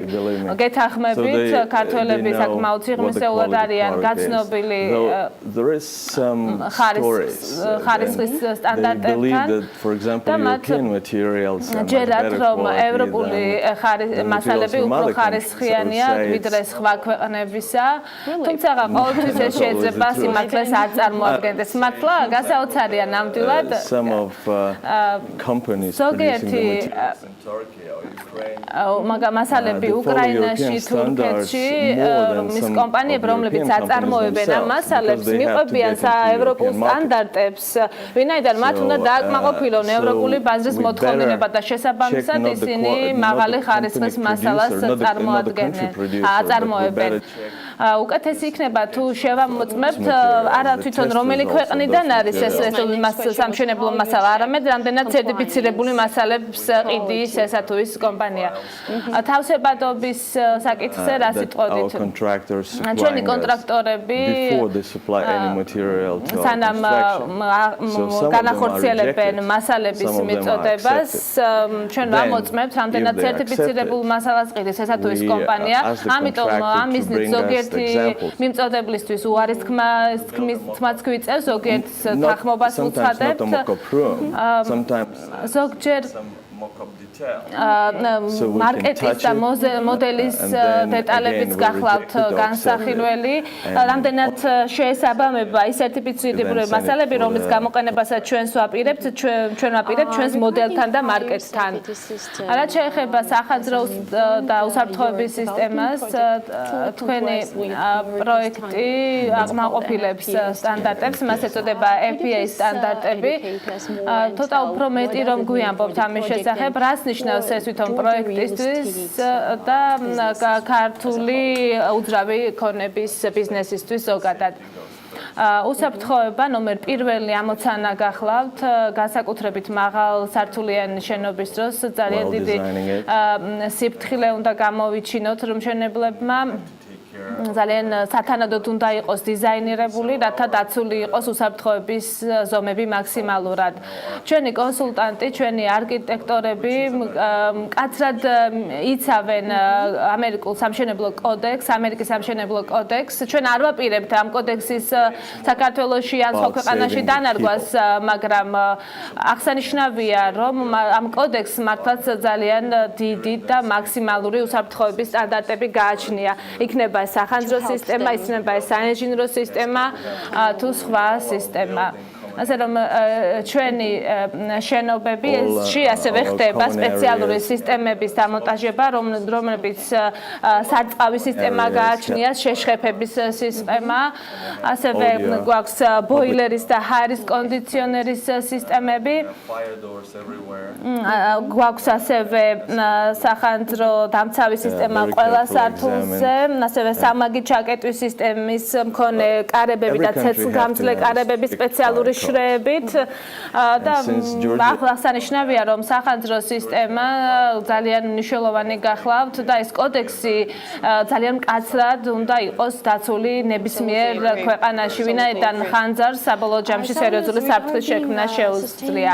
რაც შეეხება შენობის მდგრადობას და ენერგოეფექტურობას, ეს მიმართულება უფრო და უფრო პოპულარული ხდება და ასეთი ტიპის შენობები უფრო მიმზიდველი ხდება ინვესტიციების კუთხით, ვინაიდან ის ხდება თბოდანაკარგის შემცირება და უფრო მეტი რომ გვიამბობთ, თბილისი გარდენსი რას თავაზობს ამ მიმართულებით მაცხოვრებლებს.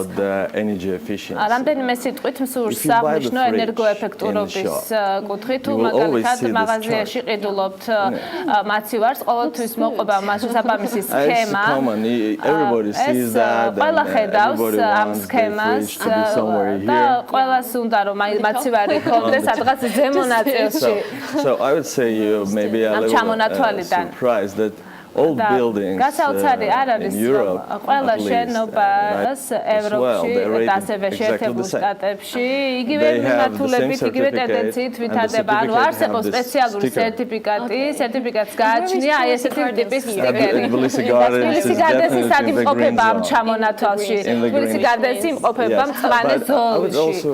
would like to say that ასევე მსურს აღნიშნო, რომ ეს ყველაფერი მხოლოდ თანხებს უკავშირდება, ეს უკავშირდება ენერგოეფექტურობას, ვინაიდან აქ არის დანახარჯების საკითხის განსახილველი, ამიტომ ძალიან ფრთხილად უნდა იყო, როცა ენერგოეფექტურ შენობას აგებ, ვინაიდან ამის ხარჯზე რაღაცის შეწირვა გიწევს, მაგალითად რაც უფრო ნათელი ოთახები გსურს, ამ შემთხვევაში უფრო მეტი გაგრილების სისტემა უნდა გქონდეს, რათა მზისხივებმა ძალიან არ დააცხუნოს ოთახში. რასაკვირველია, ჩვენ whatever possible in our ვიყენებთ მაქსიმალურად რაც კი შეგვიძლია ჩვენი შესაძლებლობის ფარგლებში რომ მოხდეს სათანადო იზოლაცია რომ მოხდეს სავენტილაციო და ჰაერგამწვევი სისტემები და რათა ასევე გავუძლოთ ჰაერის კონდიციონერები რათა გაუსაძრისი არ გახდეს ზაფხულის პერიოდში ბინებში ცხოვრება სახურავიც გახდათ იზოლირებული თერმოიზოლაციის სისქე როგორია ეს გახლავთ 12 სანტიმეტრი, ანუ ძალიან მინიმალური სისქის გახლავთ იზოლაცია. ანუ ესე იზოლაცია საუკუნეებსაც კი გაუძლებს, როგორც ხედავთ. But the energy is not only არ გახლავთ მხოლოდ იზოლაცია, ეს გახლავთ ასევე რა ტიპის აღჭურვილობას იყენებ მშენებლობის დროს, მაგალითად თბილისი გარდენსი იყენებს განათების სისტემას სპეციალური განათების სისტემას, მაგალითად ასევე სავენტილაციო და ჰაერგამწვევ სისტემას რაც ეხება, საკვირველია არსებობს დაინსტალირებული გახლავთ სავენტილაციო და ჰაერგამწვევი სისტემები. Just to keep the cost down. ეს უკვე ხელს უწყობს ხარჯების შემცირებას, დანახარჯების შემცირებას. Normally in the residential საცხოვრებელ you have the natural ventilation. შენობებში გაქვთ ბუნებრივი ვენტილაცია, მაგალითად ფანჯრებს აღებ, ამ შემთხვევაში ეს სისტემაც გვაქვს, ასევე მექანიკური მხარდამჭერი სისტემაც გვაქვს სახურავზე დამონტაჟებული ჰაერგამწვევი სისტემისთვის. მთლიანად შენობა გახლავთ ენერგოეფექტური, თუმცა აქაც ბალანსი შევინარჩუნეთ. ბატონო საულიუს ძალიან მნიშვნელოვანი გახლავთ, რომ შენობა მდგრადი იყოს და ის კვლავ ფორმაში იყოს, მას შემდეგ რაც მაცხოვრებლები შესახდებიან ამ კორპუსში. საქართველოსთვის ეს ბუნებრივი რეალობაა, რომ 2-3 წლის შემდეგ შენობა კარგავს თავის ფორმას და საკმაოდ სერიოზულ პრობლემებს აწვდებიან მაცხოვრებლები და აი ამ პოტენციურ მაცხოვრებლებს რა შეთავაზება შეგიძლიათ გავუკეთოთ ამ მხრივ. ამ კომპლექსში მუშაობენ სპეციალური იმუშავებენ მენეჯერები, რომლებიც იზრუნვებენ პარკების მოლაპატრონობაზე, ასევე შენობის დასუფთავებაზე, იზრუნებენ ასევე ნაგვის სისტემაზე. And the engineering systems. და რამდენად გამართულად იმუშავებს ლიფტი, ასევე საინჟინრო სისტემა. როგორც ხედავთ, ეს წინასწარ გახლავთ გათვალისწინებული და ყოველთვის იმუშავებენ ადამიანები ამ შენობებში, რომლებიც უზრუნველყოფენ სრულ მომსახურებას, რათა მაცხოვრებლებმა ბოლომდე კომფორტულად იქნოს თავი. ძალიან დიდი მადლობა მართლაც ეს საინტერესო საუბრისთვის და ლავაც მოგიწევთ შემდეგ გადაცემაში. ძალიან დიდი მადლობა. დიდი მადლობა მაყურებლებს, რომ გვიყურეს, დაგვითმეს დრო. ვფიქრობ, რომ სასარგებლო ინფორმაცია მიიღეს სამშენებლოს საუკეთესო სამშენებლო სტანდარტების შესახებ. წარმატებულ ინვესტიციას ვუსურვებ მათ და ბედნიერ, ასე ვთქვათ, სამუშაო და დასასვენებელ დღეებს. მადლობა ლიკაშენ, მადლობა შენ სტუმარს. სოციალურ ქსელშიც აშკარად აქტიური იყო მაყურებელი და დარწმუნებულა, რომ ნამდვილად მნიშვნელოვანი იყო ყველა ის რჩევა, რომელიც მათ მოისმინეს ჩვენ რუბრიკაში. მადლობა გოგა ასკურავას გუნდს იმისათვის, რომ უზრუნველყოს თარგმანი ჩვენი მაყურებლებისათვის და რადიო მსმენელებისათვის. რადიო ჰერეთზე და თბილისზე წინ კიდევ რამდენიმე წუთში გელოდებათ 1 საათიანი ქალების ნარატივი, რომელსაც გვანცალაღიძე გაუძღვება და დარწმუნებული ვარ, ყველაზე გემოვნებიანი ნარატივით სტუმრებთან ერთად საინტერესო და თქვენთვის მნიშვნელოვან ამბებს შემოგთავაზებთ და რა თქმა უნდა, მთელი დღის განმავლობაში უნდა იყოთ საქმის კურსში 15 საათზე PKP-ს გადაზღუდებით და გვიან საღამოს 22 საათსა და 30 წუთზე. ჩვენ კი ხვალამდე გემშვიდობებით დილის 8-ზე ხვდებით ტელეპირველზე.